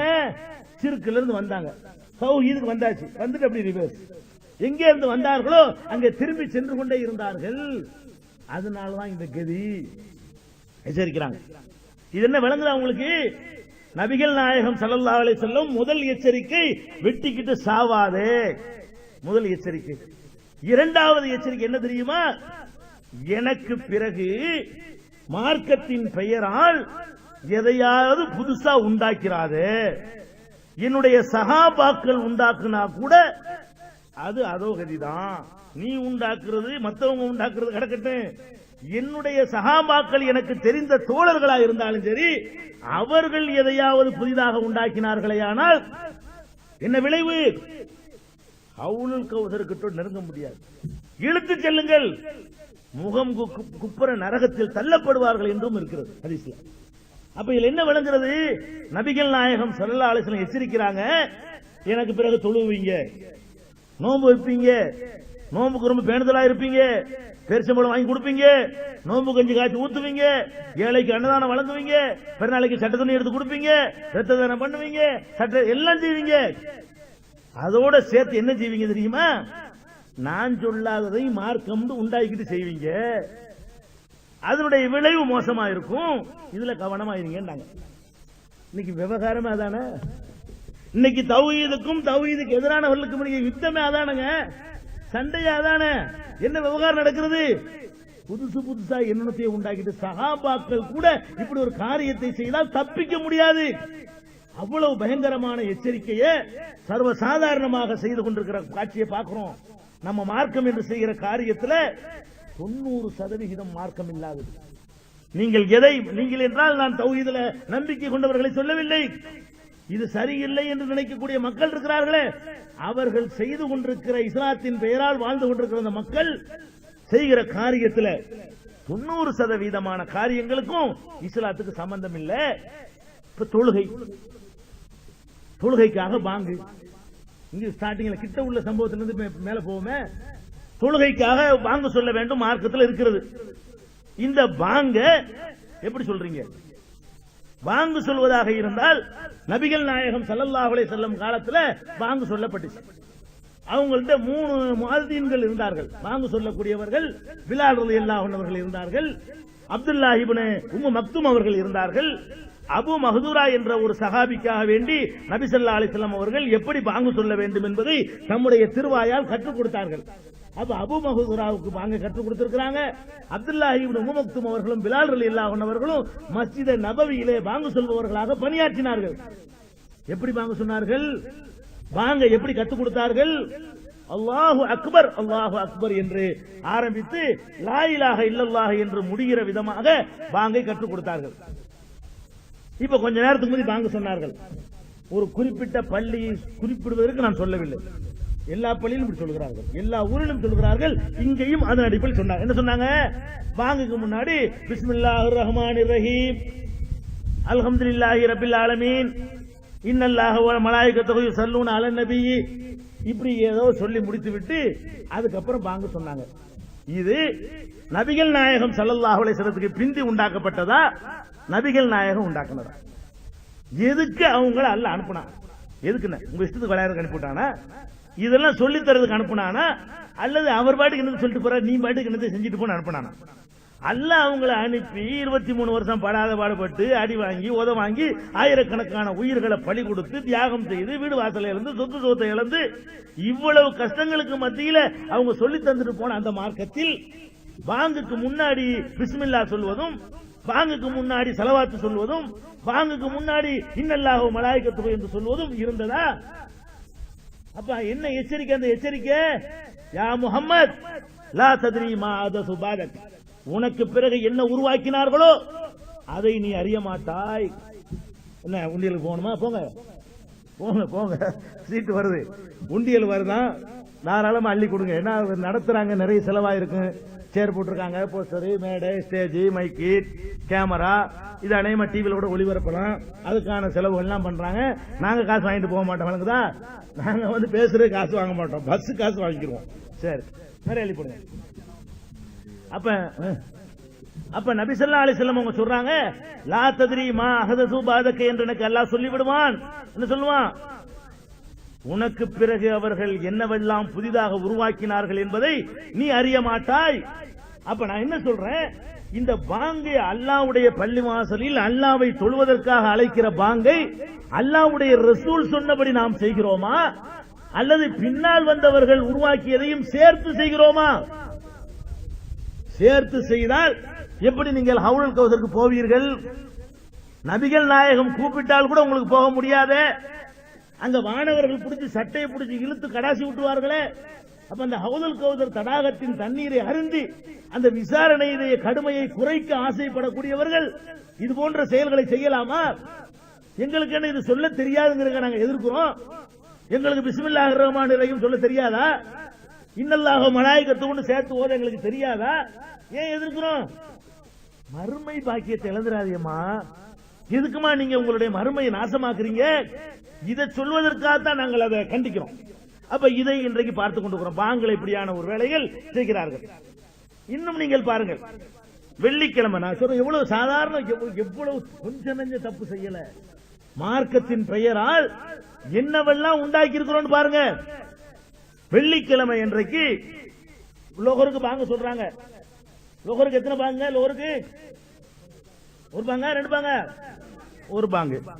சுபுக்கு ஒரு பாங்கு தான், லோகருக்கு ஒரு பாங்கு தான், அசருக்கு ஒரு பாங்கு தான், மகரிபுக்கு ஒரு பாங்கு தான், இஷாவுக்கு ஒரு பாங்கு தான். ஜும்மாவுக்கு எத்தனை பாங்கு? ஜும்மாவுக்கு எத்தனை பாங்க? ரெண்டு பாங்கு சொல்றாங்களா? ஜும்மாவுக்கு வெள்ளிக்கிழமையில எத்தனை பாங்கு சொல்றாங்க? எல்லா பள்ளியிலையும் நாகூர்ல உள்ள 99% பள்ளிகள்ல 2 பாங்கு சொல்றாங்க. தமிழகத்தில் உள்ள 99% பள்ளிகள்ல 2 பாங்கு சொல்றாங்க. இந்தியாவில் உள்ள 99% பள்ளிகள்ல 2 பாங்கு சொல்றாங்க. 2 பாங்கு சொல்றதா இருந்தா தொழுகையில ஒரு பாங்கு ஆல்ரெடி இருக்கும் பொழுது அது 2 ஆக்குறதா இருந்தா நீங்களும் நானும் ஆக்கிற முடியுமா? அல்ல சஹாபாக்கள் தான் ஆக்கிற முடியுமா? அல்ல இமாம்கள் தான் ஆக்கிற முடியுமா? இமாமுக்கு பிந்தி வந்தவங்க ஆக்கிற முடியுமா? எங்க அப்பா மாட்டணும் உங்க அப்பா மாட்டணும் ஆக்கிற முடியுமா? அல்லாஹ்வுடைய ரசூல் தான் ஆக்க முடியும். 2 பாங்கு என்று சொல்ல வேண்டும் என்றால் 2 பாங்கு சொல்லி என்று யார் சொல்லணும்? நபிகள் நாயகம் ஸல்லல்லாஹு அலைஹி வஸல்லம் அவர்கள் நமக்கு அப்படி சொல்லி இருக்க வேண்டும். புகாரிங்கிற ஹதீஸ் கிதாபை எடுத்து பாருங்கள். ஜும்மா என்ற பாடமே இருக்கிறது புகாரியில, எடுத்து பாருங்கள். தமிழ்ல வந்து விட்டது புகாரி, ஆங்கிலத்தில் வந்து விட்டது. சஹீஹ் முஸ்லிம் தமிழ்ல வந்து கொண்டிருக்கிறது, ஆங்கிலத்தில் ஆல்ரெடி வந்து விட்டது. அபூதாவுது தமிழ்ல வரவில்லை, ஆங்கிலத்தில் வந்திருக்கிறது, உருதுவில வந்திருக்கிறது, அரபு மூலத்தில் இருக்கிறது. இந்த நூல்களை எல்லாம் வாங்கி எந்த நூலை வேண்டாலும் எடுக்க. நான் சொல்லக்கூடிய சம்பவம் இருக்கு, நான் சொல்லக்கூடிய இந்த சம்பவம், இந்த செய்தி புகாரில் இருக்கு, முஸ்லிம்ல இருக்கு, அபுதாவில் இருக்கு, திருமதியில் இருக்கு, இன்னும் ஏராளமான ஹதீஸ் நூல்கள்ல பதிவு செய்யப்பட்ட ஆதாரப்பூர்வமான சம்பவம். என்ன சம்பவம்? நபிகள் நாயகம் ஸல்லல்லாஹு அலைஹி வஸல்லம் காலத்திலே ஒரு பாங்கு தான் சொல்லப்பட்டது ஜும்மாவுக்கு. வெள்ளிக்கிழமையில இமாம மெம்பர்ல ஏறின உடனே, இவ்வளவு தெளிவா இருக்கு புகாரில் ஹதீஸ். நபிகள் நாயகம் ஸல்லல்லாஹு அலைஹி வஸல்லம் காலத்துல ஜும்மாவுக்கு வெள்ளிக்கிழமை எத்தனை பாங்கு? ஒரு பாங்கு. அதுவும் எப்ப சொல்லணும்? இமாம் மெம்பரில் அமர்ந்த பிறகு சொல்லுகிற ஒரு பாங்கு தான் இருந்தது. அபூபக்கருடைய காலத்திலும் ஒரு பாங்கு தான் இருந்தது. ரசூல் ஸல்லல்லாஹு அலைஹி வஸல்லம் காலத்திலும் இருந்த எத்தனை? ஒரு பாங்கு தான். அபூபக்கர் சித்திக் ரலியல்லாஹு அன்ஹுடைய காலத்திலேயும் கூட ஜும்மாவுக்கு எத்தனை பாங்கு? ஒரு பாங்கு தான் இருந்தது. இமாம் மெம்பர்ல உட்கார்ந்தவன தான் பாங்கு சொல்லுவாங்க. அடுத்தபடியாக உமர் ரலியல்லாஹு அன்ஹுடைய அந்த ஹதீஸ்ல தொடர்ச்சி எல்லாம் ஒரே ஹதீஸ் தான் இது. உமர் ரலியல்லாஹு அன்ஹுடைய காலத்திலேயும் ஜும்மாவுக்கு ஒரு பாங்கு தான் இருந்தது. உஸ்மான் ரலியல்லாஹு அன்ஹுடைய காலத்தில் மக்கள் எல்லாம் லேட்டாக, தாமதமாக பள்ளிவாசலுக்கு வந்த காரணத்தினால் கடை தெருவுல போய் ஒரு அறிவிப்பு செய்ய செய்தார். மூன்றாவதாக ஒரு அறிவிப்பு, இகாமத்தின் சேர்த்து மூணாவது இன்னொரு அறிவிப்பு அதிகமாக்கினார் அப்படின்னு புகாரில் இருக்குது. இப்ப நபிகள் நாயகம் காலத்தில் இருந்து ஜும்மாவுக்கு ஒரு பாங்கு, அபூபக்கர் காலத்தில் இருந்து ஜும்மாவுக்கு ஒரு பாங்கு, உமருடைய காலத்தில் இருந்து ஜும்மாவுக்கு ஒரு பாங்கு, உஸ்மானுடைய காலத்தில் என்ன பண்றாங்கன்னு கேட்டா, மக்கள் பள்ளிக்கு லேட்டா வர்றதுனால கடத்தொழில வியாபாரம் பண்ணிட்டு இருக்காங்க, அங்க போய் ஒரு அறிவிப்பு செய்ய சொன்னார்னு இருக்குது. இது பாங்கு விளங்கிட்டாங்க. கடத்தொழில போய் என்ன அறிவிப்பு செய்ய சொன்னாரு? அட தொழுகைக்கு நேரமாச்சு போட்டு வாங்க பயன் பண்ண போறாங்கன்னு கத்தினார். இதுக்கு ஒரு ஆளை செட்டப் பண்ணார். பாங்கு சொல்லல அவர் ஜாதன் நிதாவு சாலிசோட ஜௌரா என்ற கடை வீதியில போய் இன்னொரு பாங்கை, இன்னொரு அழைப்பை அவர் அதிகமாக்கினார் கடத்தருவுல. இது இருக்கிறது. உஸ்மான் அதிகமாக்கினா நமக்கு அதை பத்தி கவலை கிடையாது, அது நம்ம பின்பற்ற வேண்டிய அவசியம் கிடையாது. ஏன் உஸ்மானை பின்பற்றவில்லை என்று அல்லாஹ் கேட்க போறதும் கிடையாது. ஆனா எதை கேட்பான்? நான் ஒரு ஆள் அனுப்புனே, அவருக்கு குர்ஆனை கொடுத்தனே, வஹீ அறிவிச்சு கொடுத்தனே, எல்லா செய்தியும் தேவையானதெல்லாம் கற்றுக் கொடுத்தனே, அவர் தொழுது காட்டினாரு, எந்த ஜும்மாவுலையாவது 2 பாங்கு சொன்னாரா? ஒரு பாங்கு தானே சொன்னாரு. அவர் வாழ்ந்த காலத்துல அத்தனை செஞ்சாரு. நீ ஏன்பா 2 ஆக்குன? நீ 2 ஆக்குனா என்ன அர்த்தம் தெரியுமா? எனக்கு நீ சொல்லி தரேன்னு அர்த்தம். அதான் அர்த்தம். ஒரு வாத்தியார் மாணவனுக்கு பாடம் நடத்துறாரு. இவன் வாத்தியார் சொல்றதுக்கு முந்தைய எடுத்துக்கிட்டு சார் இப்படி சார் நான் சொன்னா நான் இதுல உட்காந்துட்டு இருக்கிறேன், இன்னைக்கு நடத்த போற பாடத்தை நான் சொல்லட்டுமா சார்னு ஒருத்தர் எந்திரிக்கிறான். வாத்தியார் என்ன பண்ணுவாரு? பாடம் நடத்துற வாத்தியார் எந்திரிச்சு பாடம் நடத்தும் பொழுது, சார் பாருங்க நீங்க நடத்துற பாடத்தை நான் இப்ப நடத்த போறேன் அப்படின்னு சொன்னா குழுமா இல்லாட்டி சீட்டுகளை அனுப்பிடுவார். வணங்குதா? அப்ப ஒரு சாதாரண ஒரு மனுஷனுக்கு கோபம் வருதுன்னா அல்லாஹ் என்ன செய்யறான்? அட நான் உனக்கு இப்படித்தான் நான் சொல்லி தர்றேன், ஒரு சிறந்த ஒரு ஆளை தேர்வு செய்து அவ்வளவு சிறப்பான ஒரு எல்லா விதமான தகுதிகளையும் கொடுத்து நான் அனுப்பி இருக்கிறேன், அவர் உனக்கு இப்படி சொல்லி தர்றாரு, நீ 2 பெல் அடிக்க பீரியட்ல பெல் அடிக்கிறாங்க பள்ளிக்கூடத்துல. அந்த காலத்துல பெல் அடிப்பாங்க. டக்கு டக்குன்னு அடிச்சுட்டு டிங்னா ஒரு பீரியடு, ஒன்னாவது பீரியட். இப்போ இருக்கான்னு தெரியல, அந்த காலத்துல நாங்க படிக்கிற காலத்துல இருந்துச்சு. இன்னும் ஒரு பீரியட் ஒரு அடுத்த மணி நேரம் ஆரம்பிச்சுவாங்க, நீங்க அடிச்சுட்டு டிங் டிங் ரெண்டாவது பீரியடு. அப்படிங்கிற இடத்துல ஒரு பையனை கூட மணி அடிக்க சொல்றாரு, டாய் முதல் பீரியட் ஒரு மணி அடிச்சுட்டு வாண்டு. அவன் அடிச்சு 4 அடிச்சான், எல்லாம் ஓடி போயிடுவாங்க. 4வது பீரியட் என்ன, 4வது பீரியட் அடிச்சாங்கன்னு சொன்னா நாங்க படிக்கிற காலத்துல பள்ளிக்கூடம் முடிஞ்சிருச்சுன்னு அர்த்தம். 4 மணி அடிச்சுட்டாங்க ஓடுறான் அப்படி ஓடிட்டான்னா இவனை வாத்தியாரு மணிதானே அடிச்சான்னு சொல்லுவாரா? என்ன எடுப்பாரு? மணி அடிச்சான்னு எடுத்துக்கிற விஷயமா இது? அடே நாங்க ஒரு ரூல்ஸ் வச்சுக்கிறோம்டா, ஒரு பீரியடுக்கு தானே முதல் பீரியடுக்கு தானே 1 அடிக்கணும், 2வது பீரியடுக்கு தானே 2 அடிக்கணும், 3வது பீரியடுக்கு தானே 3 அடிக்கணும், முடியறதுக்கு தானே 4 அடிக்கணும் நான் சொல்லி தந்திருக்கிறேன். நீ என்னடா முதல் பீரியட்லயே 4 அடிச்சேன்னு கேட்க மாட்டானா? அதோட தட்டி விட்டுருவான். ஒரு மனுஷன் தான் அமைத்த சிஸ்டம் மீறப்படும் பொழுது அவனுக்கு கோபம் வருது. இவன் அமைச்ச சிஸ்டம் இது வகி ஒண்ணும் கிடையாது. ஒண்ணுக்கு 4 அடிச்சனால பெரிய பாரதூரமான ஒண்ணு வந்துட போறது இல்ல. நான் அமைத்த சிஸ்டத்தை நீ எப்படா மாத்துறேன்னு கேட்கறான் இல்லையா? அட ஒரு கெடிகாரம் தயாரிக்கிறான், 1 மணிக்கு 1 அடிக்கணும், 2 மணிக்கு 2 அடிக்கணும். அவன் அதை மாத்தி தயாரிச்சான்னு வைங்க, 1 மணியை காட்டும் போது 7 அடிக்குது. அவனை என்ன பண்ணுவோம் நம்ம? சிஸ்டம் ஒண்ணு இருக்குல்லங்க. அவ ஒரு மனிதன் அவன் அமைத்த சிஸ்டங்கள் மாறுவதை கூட பொறுத்து கொள்ள மாட்டேங்கிறான் சொன்னா, படைத்த இறைவன் அவன் அமைத்த சிஸ்டத்தை அவன் வழிகாட்டி மூலமாக கற்றுத்தந்த சிஸ்டத்தை மாத்தினா ஒத்துக்குருவானா? நீங்க ஏன் 2 பாங்க சொல்றீங்க? இமாம் ஷாஃபி ரஹ்மத்துல்லாஹி அலைஹி, ஷாஃபி நான் ஒரு கடை நாங்களா ஷாஃபி மதஹப், ஷாஃபி மதஹப்ல அல்லாஹ் சொன்ன மார்க்கமா இதெல்லாம்? நீங்களே உங்களை ஷாஃபி ஹனபின்னு கூறு போட்டுக்கிட்டு நரகத்தினுடைய பாதையை நோக்கி ஓடிக்கொண்டிருக்கிறீர்கள். இஸ்லாம் ஒண்ணுதான், எல்லா முஸ்லிமுக்கும் ஒரே தொழுகை, ஒரே நோன்பு, ஒரே ஜக்காத், ஒரே சட்டம் தான். சரி ஷாஃபியே வருவோம். ஷாஃபி இமாம் சொன்னாங்க, நான் கேட்கிறேன், ஷாஃபின்னு சொல்றீங்களப்பா, உங்க ஷாஃபி இமாம் ஜும்மாவுக்கு 2 பாங்கு சொல்லுன்னு சொன்னாரா? சொல்லல. ஷாஃபி இமாம் அவர்கள் அல் உம்மு என்ற பெயர்ல, உம்முன்னா அம்மா தாய், உம்மு என்ற பெயர்ல ஒரு நூல் எழுதியிருக்கிறார். அந்த உம்முங்கிற நூல்ல சொல்லுகிறார், நபி ஸல்லல்லாஹு அலைஹி வஸல்லம் காலத்தில் ஜும்மாவுக்கு 1 பாங்கு தான், அபூபக்கர் காலத்தில் ஜும்மாவுக்கு 1 பாங்கு, அவர் சொல்றாரு 1 பாங்கு தான், உமருடைய காலத்தில் ஜும்மாவுக்கு 1 பாங்கு தான், உஸ்மான் போய் கடை தெருவில் அதிகமாக்கினார் என்று சொல்லப்பட்டிருக்கிறது. எது எப்படி இருந்தாலும் நபிகள் நாயகம் காலத்தில் எது இருந்ததோ அதைத்தான் நான் தேர்வு செய்கிறேன் அவர் சொல்றார். ஷாஃபி இமாம் சொல்லுகிறார், நபிகள் நாயகம் ஒன்று செஞ்சிருக்கும் போது உஸ்மான் எனக்கு தேவையில்லைங்கிறார். நபிகள் நாயகம் ஸல்லல்லாஹு அலைஹி வஸல்லம் காலத்தில் எது நடைமுறையில் இருந்ததோ அதைத்தான் நான் தேர்ந்தெடுக்கிறேன் என்று அல் உம்மு என்ற நூலில் இமாம் ஷாஃபி அவர்கள் சொல்கிறார்கள்.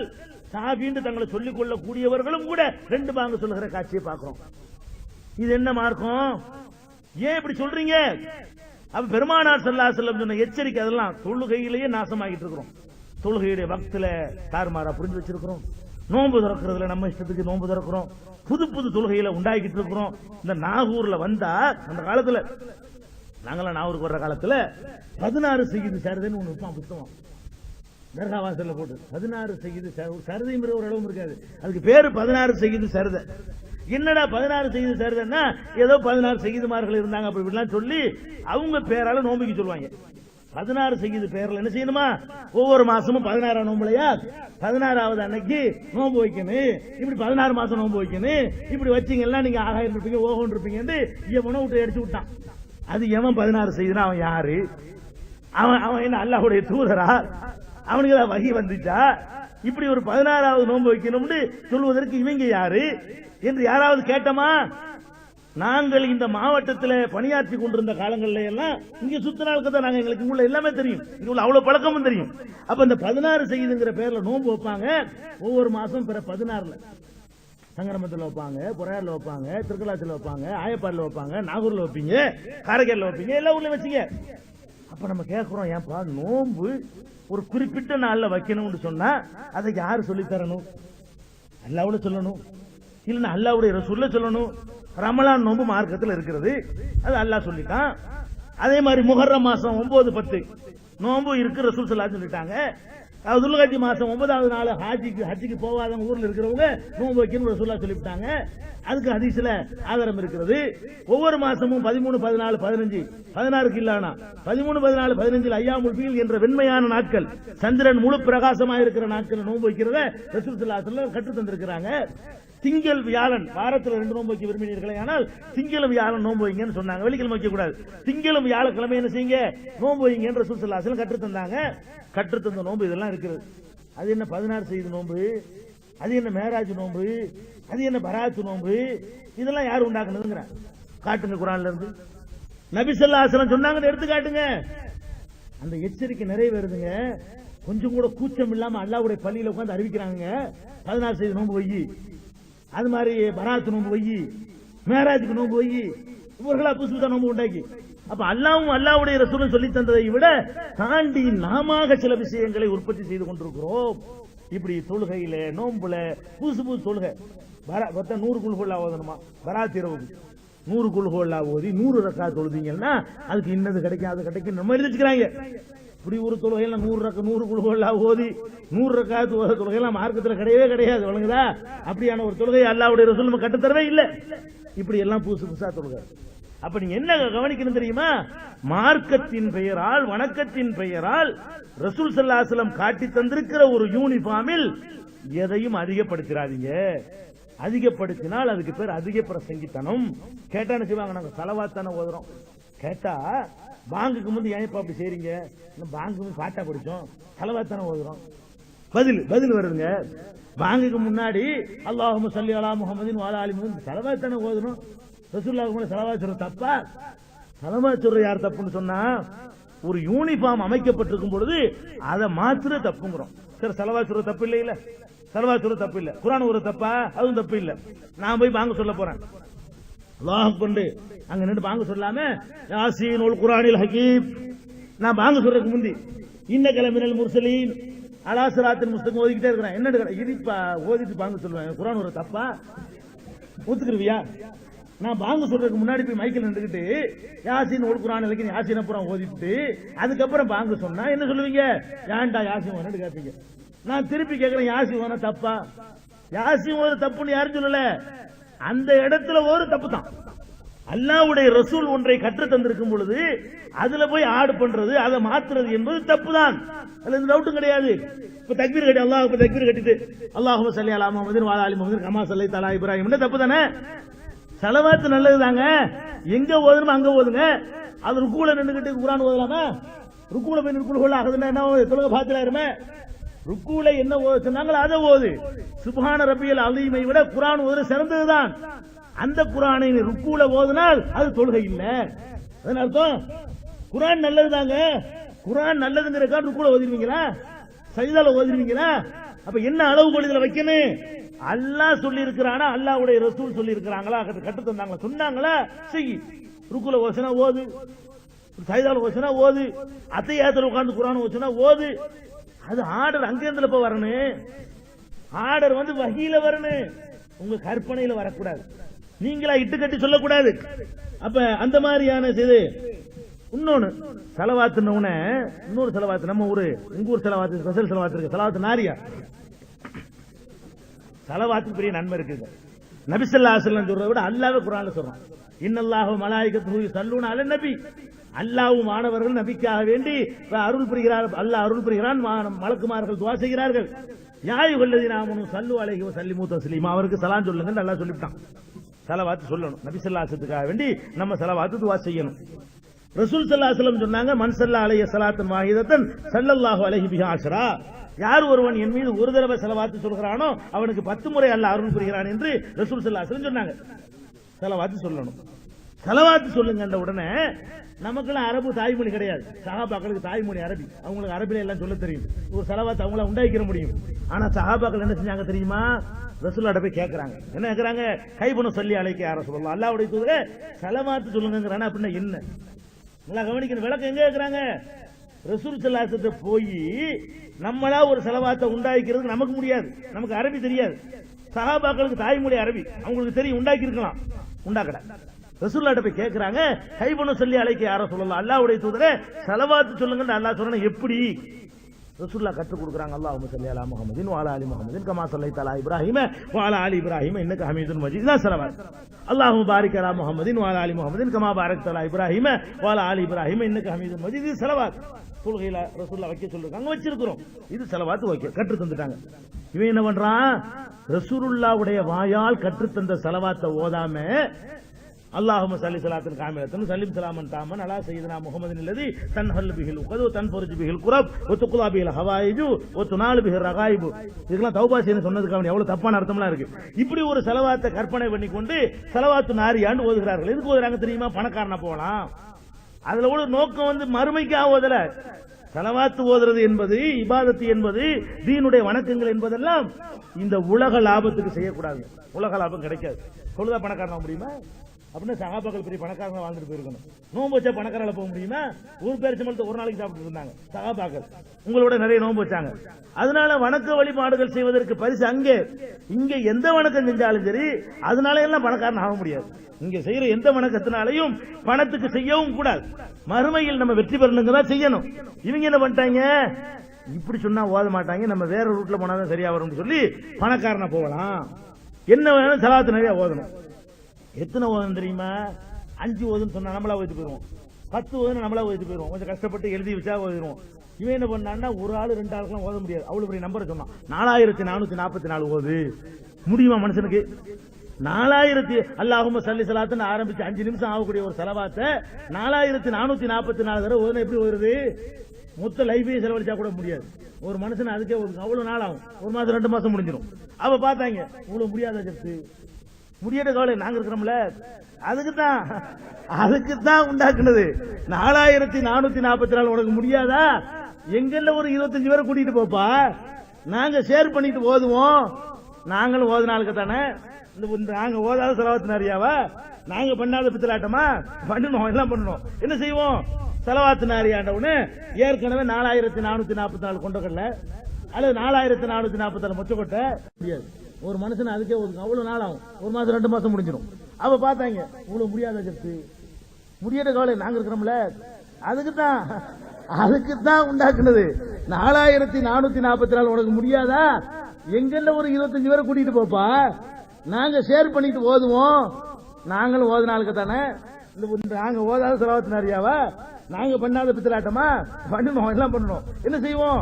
ஸலவாத்து நாரியாண்டவனு ஏற்கனவே 4444 கொண்டக்கடல அல்லது 4444 மொச்சக்கொட்டை அல்லது 4444 புளியங்கொட்டை ஏதாவது எண்ணி வச்சிருப்பாங்க, முன்னாடி இருக்கும்.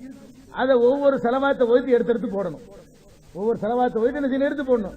நாங்க என்ன செய்வோம்? பேசிக்கிட்டு எடுத்து போடுவோம். அல்லாஹ் ஒன்று எடுத்து போடுவோம், சல்லின்னு ஒன்று எடுத்து போடுவோம், ஸலாத்துன்னு ஒன்று எடுத்து போடுவோம், தாமன்னு ஒன்று எடுத்து போடுவோம். ஒரு ஸலவாத்து ஒரு 50 காலி விட்டுருவோம். அல்லாஹும்ம ஸல்லி ஸலாத்தன் காமிலத்தன். காசுக்கு தானே செய்யறோம், தொழில் தானேங்க.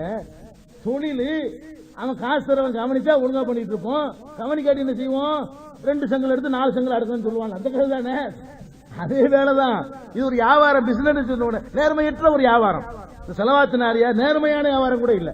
நேர்மை இல்லாத ஒரு தொழிலா இருந்த காரணத்தினால இப்படிலாம் செய்வோம். பக்கத்துல ரெண்டாவது சீதர்ல வந்தா அதுக்கு 2 எடுத்துவோம். காற்று வராம இருக்கடான்னு சொல்லிட்டு ஒரு 3 எடுத்து போட்டுவோம். ஸலவாத்து போது எடுத்து போட மாட்டோம். அப்ப இதெல்லாம் ஒரு வியாபாரம். இது போய் பணக்காரன் ஆக முடியுமா? சவுதி அரேபியால இது போதியா பணக்காரனா போயிருக்கிறான். அவன் எல்லாம் இதெல்லாம் ஸலவாத்து நாரியா பிடிச்சி விசா கேன்சல் பண்ணி அனுப்பி விட்டுருவான். ஆமா, நீங்க ஸலவாத்து நாரியா இருந்த பேப்பரை கொண்டு போனீங்கன்னா இந்த பயங்கரமான சிறுக்கையான இங்க கொண்டு அவனுக்கு தாய்மொழி அர்த்தம் தெரியும். ஏன்னா ஸலவாத்து நாரியா நீங்க என்ன கேட்கறீங்க தெரியுமா? ரசூலுல்லாஹ் தான் நோயை தீக்குவாங்கங்கிறீங்க, ரசூலுல்லாஹ் தான் கஷ்டத்தை போக்கு. ரசூலுல்லாஹ்வுக்கு துஆ செய்யறான்னு சொன்னா ஸலவாத்துல, இவன் ரசூலுல்லாஹ்ட்டே துஆ செய்யறான். அந்த ஸலவாத்துல ஸலவாத்து நாரியாவுல என்ன பண்றான்? தன்ஹல் பிஹில் உகதுங்கறான். அவங்கனாலதான் கஷ்டங்கள் முடிச்சுகள் அவிழ்கின்றனங்கிறான். ஒரு தன்ஃபருஜு பிஹில் குரப்புங்கிறான். கஷ்டங்கள் அவர்களால் விலகுகின்றன சொல்றான். ஒரு துக்குலாபிகள் ஹவாயிஜு தேவைகள் அவர்களால் நிறைவு செய்யப்படுகின்றன அப்படின்னு சொல்றான். ஒரு 4 பிகர் ரகாயிபு நம்முடைய லட்சியங்கள் ஆசைகள் எல்லாம் அவர்களால் தான் அடைந்து கொள்ளப்படுகிறதுங்கிறான். ஒரு இஸ்தஸ்கல் ஹமாமும் விவஜிகள் கரீம் அவங்க திருமுகத்தினாலதான் மழையே பெய்யுதுன்னு சொல்றான். இதெல்லாம் ரசூலுல்லாஹ் அப்படி சொன்னாங்க. நான் செய்யறேன், என்னாலதான் பணம் வருது, என்னாலதான் செல்வம் வருது, என்னாலதான் மழை வருது சொன்னாங்களா? அப்ப அல்லாஹ்வுக்கு நிகராக அவங்களை ஆக்கி அவங்களை கண்டிச்சு அவங்களை விரும்பாத ஒரு காரியத்தை ஸலவாத்து நாரியா என்ற பெயர்ல செஞ்சீங்கன்னா அவனுக்கு அர்த்தம் தெரிகிற காரணத்தினால தூக்கி கடாசிடுவான். இந்த சலவாத்து நாரியா புஸ்தகத்தையோ நீங்க வச்சுக்கிற சுபான மூலது புத்தகத்தை கொண்டு போனா ஆள் உள்ள போக முடியாது. இங்கிட்டு வரையா அதை தூக்கி போட்டு இங்க வரையா நீ சேர்ந்து போயிடுறான்னு கேட்பான். இதுதான் நடக்கும். அப்ப இந்த மாதிரியான செலவா இதெல்லாம் எதுக்கு நான் சொல்றேன்னு கேட்டா, பெருமானார் ஸல்லல்லாஹு அலைஹி வஸல்லம் எச்சரித்தது பூரா நடக்கும். மூலுதுங்கிறீங்க, அது ரசூலுல்லாஹ் சொன்னதா? அவங்களுக்கு பிஞ்சு உண்டாக்குனது. 3ஆம் பாத்தியா 7ஆம் பாத்தியாங்கிறீங்க, ரசூலுல்லாஹ் சொன்னதா? அவங்களுக்கு பிஞ்சு உண்டாக்குனது. எந்த வீட்டில் மந்திரிக்கப்படும், பேய் ஓட்டப்படும், நோய் ஓட்டப்படும் எழுதிக்கிறீங்க, ரசூலுல்லாஹ் சொன்னதா? யாருக்கா பேய் ஓட்டினாங்களா? பேய் பிடிச்சாலும் கொண்டு வான்னு சொன்னாங்களா? பள்ளியெல்லாம் கட்டி போடுன்னு சொன்னாங்களா? நீங்களா வருமானத்துக்கு உண்டாக்கிட்டீங்க. அப்ப நோய்க்கு மருத்துவம் பார்க்க சொன்னாங்க. ரசூல் ஸல்லல்லாஹு அலைஹி வஸல்லம் சொன்னாங்க, ததாவோ, மருத்துவம் செய்யுங்க. பெயின்னலி குல்லி தாயின் தவாவுன், எல்லா நோய்க்கும் மருந்து இருக்கிறது. அதிகபட்சமா ஆன்மீகமா ஏதாவது செய்ய நினைச்சீங்கன்னா குர்ஆனுடைய வசனங்களை ஓதி, சில வசனங்களை ஓதி அல்லாஹ்விடத்தில் நிவாரணம் தேடுங்கள். பிரார்த்தனையின் மூலமா நிவாரணம் தேடுங்கள். அடுத்து மருத்துவம் செய்யுங்க. நாங்க தாயத்து போட சொன்னாங்களா? தகடு போட சொன்னாங்களா? பிரேம் பண்ணி மாட்டி வியாபாரம் அதிகமாகும் சொல்லி மாட்டி வச்சிருக்கான, அப்படி வியாபாரம் அதிகமாக பிரேம் பண்ணி விற்கிறான அவன் பணக்காரன போயிருக்கணுமா இல்லையா? அவன் 1.6 ரூபாய்க்கு தான் உன்ட்ட கையேந்திட்டு இருக்கிறான். உன் கடையில வியாபாரத்தை அதிகமாக்குறதுக்கு பிரேம் பண்ணி தகடை செஞ்சு செம்புல ஒரு தகடு மாதிரி எடுத்து 3, 4, 40, 30 நம்பரா போட்டிருப்பாங்க. இந்த நம்பரை போட்டு இது மாட்டு ஓஹோண்டு போக முடியப்பா. நீ ஓஹோண்டு இல்லையே, நீ எங்கள்கிட்ட 11.6 ரூபாய்க்கு தானே கையெழுந்திட்டு இருக்கிற. கேட்டீங்களா? இந்த தகடு எழுதி தரக்கூடிய அஜர்த்துமார்கள் நிலை என்ன? அவங்களுக்கு கொடுக்கறவங்கள நீங்க இருக்கிறீங்க, வாங்குறவங்கள அல்ல கண்ணுக்கு முன்னாடி புருவ காட்டுறான். அதுக்கு மேலே புரியாட்டி என்ன? கண்ணுக்கு முன்னாடி காட்டுறாங்க. செலவாத்து நிறைய ஓதுனா பணக்காரனா போலாங்கிறீங்க, ஓதுன அஜர்த்து 1.6 தாளம் போடுறாரு. நீங்க நல்லா இருக்கிறீங்க. அவர்ல முதல் பணக்காரர் ஆயிருக்கணும். பூரியாம் பாத்தியாவனா பணக்காரன் ஆகணும்னு சொல்லி தந்தாரு. அவர் முதல்ல நினைச்சிருப்பாரு, முதல்ல நம்ம பணக்காரன் ஆகிக்கிறோம். இவங்க ஆகுறதுக்கு முந்தி நம்ம அவர் ஆயிருக்கணுமா இல்லையா? பூரியாம் பாத்தியாவில் பணக்காரன் ஆகுறாரு. அஜர்த்து பூரியாம் போதியா ஓதி அவர் பணக்காரனா போயிருக்கணும். காயத்துல பணக்காரன் ஆக முடியல, அவர் அதை செஞ்சு காட்டிருக்கணும். செஞ்சாரா? கண்ணுக்கு முன்னாடி எல்லாம் பொறுப்பை காட்டுறான். இவங்க பிச்சைக்காரங்க நம்பாதே, அது பொய், பிராடு, ஏமாந்துறாத, உழைச்சாதான் ரிஸ்க் கிடைக்கும் அப்படின்னு சொல்லி தரக்கூடிய ஒரு மார்க்கத்தில் என்ன பண்றோம்? தாயத்துங்கிறோம், தட்டுங்கிறோம், பேய்ங்கிறோம், மாயங்கிறோம், மந்திரங்கிறோம், தல்சமாத்துக்கிறோம். இதெல்லாம் வந்து ஆமீங்கிறோம். இதெல்லாம் மார்க்கத்தில் இல்லாத பிராட் பித்தலாட்டம். இதெல்லாம் தான் அந்த எச்சரிக்கை. எனக்கு பிறகு ஹவுலுல் கௌசர்ல வரும்போது சட்டையை பிடிச்சி நிப்பாட்டுவாங்கன்னு சொல்றாங்களே, இவர்கள்லாம் அதான் செய்தி. வருவாங்க, எல்லாரையும் பார்க்கத்தான் போறோம். தாயத்து போட்டவன், தட்டி எழுதவன், மூணுக்கு வரவன், கத்த எல்லாம் வந்து நிப்பாங்க. ஹவுலுல் கௌசருக்கு ஓடி போய் இந்த தண்ணீரை குடிக்க நீங்கள் ஆசைப்பட்டால் தாயத்து பக்கம் தலை வைக்காதீங்க. தகட போய் யாரை இடுப்புல இருந்து அறுத்தேறீங்கள். இதெல்லாம் ஒரு மனுஷன் எத்தனை பேர் நாங்க பண்ணிருக்க தாயத்தை பிச்சு பாரு. இப்ப நாகூர்ல விற்கிற தாயத்தை வாங்கிட்டு வரும், 50 வாங்கிட்டு வா. இங்க நான் ப்ரூவ் பண்ணி காட்டுறேன். 50 தாயத்து வாங்கிட்டு வந்தா 25 தாயத்துல சினிமா டிக்கெட் இருக்கும், உள்ள 10 தாயத்துல டவுன் பஸ் டிக்கெட் இருக்கும். சிரிக்கிறீங்களா? ப்ரூவ் பண்ணி காட்டிருக்கணும் எத்தனை சபைகள்ல, மேடைகள்ல. லாட்டரி சீட்டை உள்ள சொல்லி வச்சிருப்பாங்க. பேப்பர் சிலதுல வச்சு கொஞ்சம் கடமை உணர்ச்சியோட தொழில் பண்றவன் நம்பர் எழுதி வச்சிருப்பான். அவன் கடமை உணர்ச்சியோட தொழில் பண்றான். சில நம்பர்களை எழுதி சுருட்டி உள்ள வச்சிருப்பான். இதுதான் நடக்கும். இதெல்லாம் நம்பிடாங்க. அப்ப எதுக்கு சொல்றோம்னு கேட்டா, நபி ஸல்லல்லாஹு அலைஹி வஸல்லம் காட்டாத நிறைய செய்திகள் அநியாயமா மார்க்கங்கிற பேர்ல நிறைய நாசமாக்கி வச்சிருக்கோம். ஒரு பெருநாள் தொழுகைக்கு பொம்பளைகளுக்கு உண்ட அனுமதி. உங்களை பெருநாள் தொழுகை விடுறாங்களா? பெண்களை நீங்க விடுறீங்க, எல்லா மக்களும் விடுறாங்களா? நாடு புறா உண்டா? கண்டிப்பா பெருநாள் தொழுகைக்கு வந்து ஆவணம்னு சொன்னாங்க ரசூல் ஸல்லல்லாஹு அலைஹி வஸல்லம். பெருநாள் தொழுகைக்கு பொம்பளைக்கு இல்லைன்னு ஆக்கிட்டீங்க. தர்காவுக்கு மட்டும் பொம்பளை போகலாம். எதுக்கு போக கூடாது? அல்லாஹ் வணங்குறதுக்கு வரக்கூடாதான், பள்ளிவாசலுக்கு வரக்கூடாது. பள்ளிவாசல் யார் சொன்னா உங்களுக்கு? பள்ளிவாசல்ல எந்த பள்ளி அனுமதிக்கிறீங்க? அல்லாஹ்வுடைய பள்ளியில அல்லாஹ் வணங்குறதுக்கு ஆம்பளைக்கு அனுமதி, பொம்பளைக்கு அனுமதி இல்லைன்னு செய்ய நீங்க யார்? உங்களுக்கு வகி வந்துச்சா? எல்லா பள்ளியிலும் சட்டன்னைக்கு வந்தா விடுவீங்களா? விடலன்னா நீங்க அல்லாஹ்வுக்கு எதிராக யுத்தம் செய்றீங்க, அல்லாஹ்வுடைய ரசூலுக்கு எதிராக யுத்தம் செய்றீங்க. அப்ப என்ன பிரச்சனை கேட்டா, நபி ஸல்லல்லாஹு அலைஹி வஸல்லம் காலத்துல பெண்கள் பள்ளிக்கு வந்தார்கள், 5 நேரம் வந்தார்கள், தொழுது விட்டு செல்வார்கள். என்ன விதியா? பின்வரிசையில் நிற்பாங்க. முன்வரிசையில் ஆண்கள் நிற்பார்கள், பின்வரிசையில் நிற்பார்கள். ரசூலுல்லாஹ் கட்டளை போட்டாங்க, லா தம்னு இமா அல்லாஹி அனில் மசாஜித். பள்ளிக்கு வருகிற பெண்களை நீங்கள் தடுக்க கூடாது, அது உங்களுக்கு உரிமை இருக்கிறது. கட்டாயம் கிடையாது. நமக்கு ஆம்பளை கட்டாயம், பொம்பளை கட்டாயப்படுத்தினா அவங்களுக்கு சிரமமா போயிடும். பிள்ளை கவனிக்கணும், வீட்டு வேலை இருக்கும், கண்டிப்பா வந்து அவங்களோட சிரமமா போயிடும். அவங்களுக்கு கட்டாயம் இல்லையே தவிர அந்த வசதி உண்டா, அனுமதி உண்டா? இல்ல. நிறைய டோட்டலா நாசமாக்கி வச்சுட்டோங்க. பெருமானா ஸல்லல்லாஹு அலைஹி வஸல்லம் அவர்கள் என்ன எச்சரிக்கை பண்ணாங்களோ அவங்க சொன்னது மார்க்கம் கிடையாது.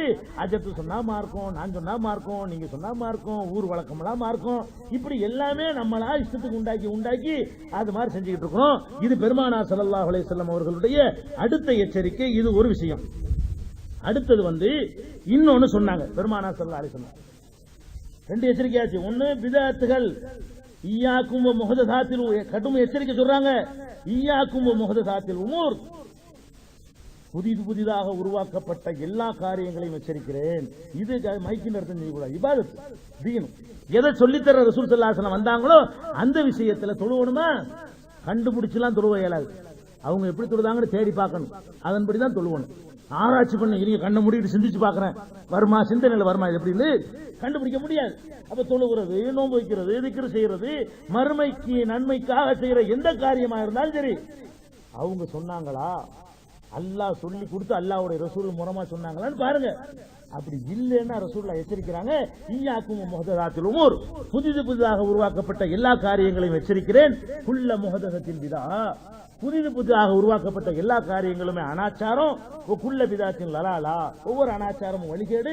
குல்ல லலாலத்தின் பின்னார், ஒவ்வொரு வழிகேடும் நரகத்தில் சேர்க்கும். நான் சொல்லாத ஒன்ன நீங்க செஞ்சா நல்லதுன்னு எல்லாம் எடுக்க மாட்டான். வெள்ளடிச்சான்ல அந்த கதை தான். அதிக பிரசங்கித்தனம் எல்லாம் எடுத்துக்கிறவான தவிர என்ன செய்ய மாட்டான், நல்ல வேலை செஞ்சீங்க பாங்குல போய் அல்ஹம்துலில்லாஹ் வதிப்பிட்டீங்கள அப்படிங்க மாட்டான். அறதான் கொடுப்பான். நான் ஒருத்தன் இருக்க எனக்கு நீ சொல்லி தெரியா, குல் அத்து அல்லிமூன் அல்லாஹ பிதீனிக்கும், உங்களுடைய தீனை நீங்கள் அல்லாஹ்வுக்கு கற்றுக் கொடு. அல்லாஹ் கேட்கிறான், எனக்கு நீ சொல்லி தெரியான்னு கேட்கிறான். அல்லாஹ் நபிகள் நாயகத்தை சொல்லி தர்றான், மார்க்கம் என்னங்கிறத நீ எனக்கு போதிக்கிறியாடா, நான் உனக்கு போதிக்க வேண்டி இருக்க, நீ எனக்கு போதிக்கிறியா? அதனால அல்லாஹ்வோட மோதாதீங்க. அல்லாஹ்வுடைய ரசூலை விட அறிவாளியா யாரையும் நினைக்காதீங்க. அல்லாஹ்வுடைய ரசூலை விட சிறந்தவரை யாரையும் மதிக்காதீங்க. இது இரண்டாவது எச்சரிக்கை. மூணாவது ஒரு எச்சரிக்கை செய்தார்கள் பெருமானார் ஸல்லல்லாஹு அலைஹி வஸல்லம். மக்களே, கடைசி ஹஜ்ஜில அந்த எச்சரிக்கையும், கடைசி ஹஜ்ஜில இறுதி ஹஜ்ஜில நபி ஸல்லல்லாஹு அலைஹி வஸல்லம் சொன்னாங்க, மக்களே நான் உங்க விஷயத்துல பயங்கரமான காரியங்களை செஞ்சு நாசமா போயிடும் நான் பயப்படல. ஷைத்தான் உங்களை அந்த மாதிரிலாம் கொண்டு போயிட மாட்டான். எதை நீங்க அற்பம்னு நினைக்கிறீர்களோ, உங்களுடைய அமல்கள்ல எது அற்பமானது என்று நினைக்கிறீர்களோ அப்படி நினைக்க வைத்து அதை செய்யாம ஆக்குவான். அற்பமான தீமைகளை செய்ய வைக்குவான், அற்பமான நன்மைகளை செய்யாம ஆக்கி போடுவான். அற்பம் சொல்லி என்ன செய்வான், இது சின்ன தப்பு தானே, இது பெரிய விஷயமா, இதை செஞ்ச தண்ணி அடிக்கிறோம், சிகரெட் தானே பிடிக்கிறோம், அப்படி. அதாவது பெரிய தீப்பு இல்ல, அதாவது சின்ன சின்ன விஷயங்கள் நினைக்கிறவாரு அதை வச்சுக்கிட்டு தான் உன்னை சைத்தான் அடிப்பான். ஜாக்கிரதை. ரசூலுல்லாஹ் எச்சரிக்கிறாங்க. நான் எதை உலாக்கி நக்ஷா அலைக்கும், உங்கள் விஷயத்திலே நான் பயப்படுகிறேன். பிமா தஹ்தீருன மின் அமாலிக்கும், உங்கள் அமல்கள்ல எதை அற்பம் என்று நினைக்கிறீர்களோ அதை வச்சு உங்களை அடிச்சு வீழ்த்துருவானோ, அதுல நீங்கள் அவுட் ஆயிடுவீங்களோ அப்படின்னு நான் பயப்படுகிறேன். எச்சரிச்சாங்க. பெரிய பெரிய விஷயத்துல அது இருந்தா பிரச்சனை இல்ல, அற்பமான ஒரு பாலை அடிச்சு விக்கெட்டை தூக்கிடுவானு பயப்படுறாங்க ரசூலுல்லாஹ். பெரிய அடி அடிச்சா பரவாயில்ல, சும்மா நேற்று காலத்துல இறங்கணும் விட்டு அடிச்சா அதுல விக்கெட் 10 விக்கெட் போனா என்ன வருதுங்கிறேன், அப்படி ஆக்கிரும். அதான் எனக்கு பயமா இருக்குது. மற்ற பெருசு வரும்போதெல்லாம் கவனமா இருந்துக்குருவீங்க, சரியான ஆள் அடிச்சானா போட்டானா கேர்ஃபுல்லா இருக்கிறீங்க. நான் பயப்படுவது என்ன என்று சொன்னால், அற்பம் என்று கருதக்கூடிய காரியங்களை வச்சுதான் உங்களை சைத்தான் ஜெயிப்பான். இன்னைக்கு பாக்குறோம், ரசூல் ஸல்லல்லாஹு அலைஹி வஸல்லம் தொழுகையில விரல அசைச்சாங்க ஹதீஸ் இருக்கு. எது இல்ல, அத்தஹியாத்துல உட்கார்ந்தவன அஷ்ஹது அல்லா இலாஹ இல்லல்லாஹ் ஒரு சாரார் செய்யறாங்க. எந்த ஒரு ஹதீஸும் இல்லைங்க. அத்தஹியாத்துல உட்கார்ந்தவன என்ன செய்வாங்க, ஷாபியா இருந்தாங்க, ஹனபியா இருந்தா அஷ்ஹது அல்லா இலாஹ இல்லல்லாஹ்ங்க, அதாவது லாண்டு நீட்டுவாங்க, இல்லன்னு போட்டுருவாங்க. அஷ்ஹது அல்லா இலாஹ இல்ல அத்தஹியாத்துல உட்கார்ந்து இருக்கும்போது. இது ஹனபி. ஷாபியா இருந்தா என்ன செய்வாங்க தெரியுமா, அவன் போடும்போது இவங்க நீட்டுவாங்க. அஷ்ஹது அல்லா இலாஹ இல்லல்லாஹ்னு போடுறான்ல, நீ என்னடா போடுற, நான் நீட்டு வந்து நீட்டுவாங்க. நீட்டி கடைசி வரைக்கும் வச்சுக்கிட்டு இருப்பாங்க. இப்படியே அஷ்ஹது அல்லா இலாஹ சும்மா இருக்கிற கை அந்த இல்லல்லாஹ் சொல்லும்போது நீளும், நீண்ட கை என்ன செய்யும், கடைசி வரைக்கும் இப்படியே இருந்துகிட்டு இருக்கும். இது ஒரு சாரார் செய்யறாங்க. நீங்க அவங்கள்ட்ட கேளுங்க, நபிகள் நாயகம் ஸல்லல்லாஹு அலைஹி வஸல்லம் அவர்கள் தொழும்போது அஷ்ஹது அல்லா இலாஹ நீட்டி இல்லல்லான்னு போட்டாங்கன்னு ஆதாரம் இருக்கான்னு கேளுங்க. இல்ல ஆதாரத்தை காட்டினா 1 கோடி ரூபாய் தர்றான். 1 கோடி ரூபாய் வச்சிருக்கேன்னு அர்த்தம் கிடையாது, காட்ட இயலாது. எதுக்காக சொல்றேன், வச்சுக்கிட்டா சொல்றேன், கியாமத் வரைக்கும் காட்ட இல்ல. என்ன இல்ல, நபி ஸல்லல்லாஹு அலைஹி வஸல்லம் அவர்கள் அஷ்ஹது அல்லாஹ்னு நீட்டி இல்லல்லான்னு போட்டார்கள் ஒரு ஹதீஸும் இல்ல.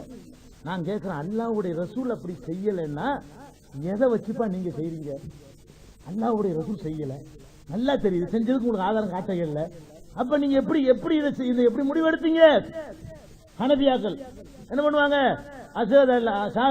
சாபியாக்கள் இல்லல்லான்னு நீட்டுவாங்க, கடைசி வரைக்கும் வச்சிருப்பாங்க. அப்படியாவது இருக்குதா? லாண்டு சொல்லி இல்லுண்டு போட்டாங்கன்னு ஆதாரம் கிடையாது, அல்ல இல்லுண்டு சொல்லி கடைசி வரைக்கும் நீட்டிட்டு இருந்தாங்கன்னு ஆதாரம் கிடையாது. ரெண்டுமே பொய், ரெண்டுமே குர்ஆன்ல இல்லாது, ரெண்டுமே ரசூலுல்லா செய்யாது. 2 பேருக்குமே 1 கோடி ரூபாய் சமமான பரிசு கொடுப்போம். காட்டிட்டாங்கன்னா இவங்களுக்கும் கொடுப்போம், அவங்களுக்கு. ஏன்னா இல்ல, என்ன பிரச்சனை, தேடி தேடி பார்க்கணும். அப்ப அத்தையாத்துல என்னதான் பண்ணணும்?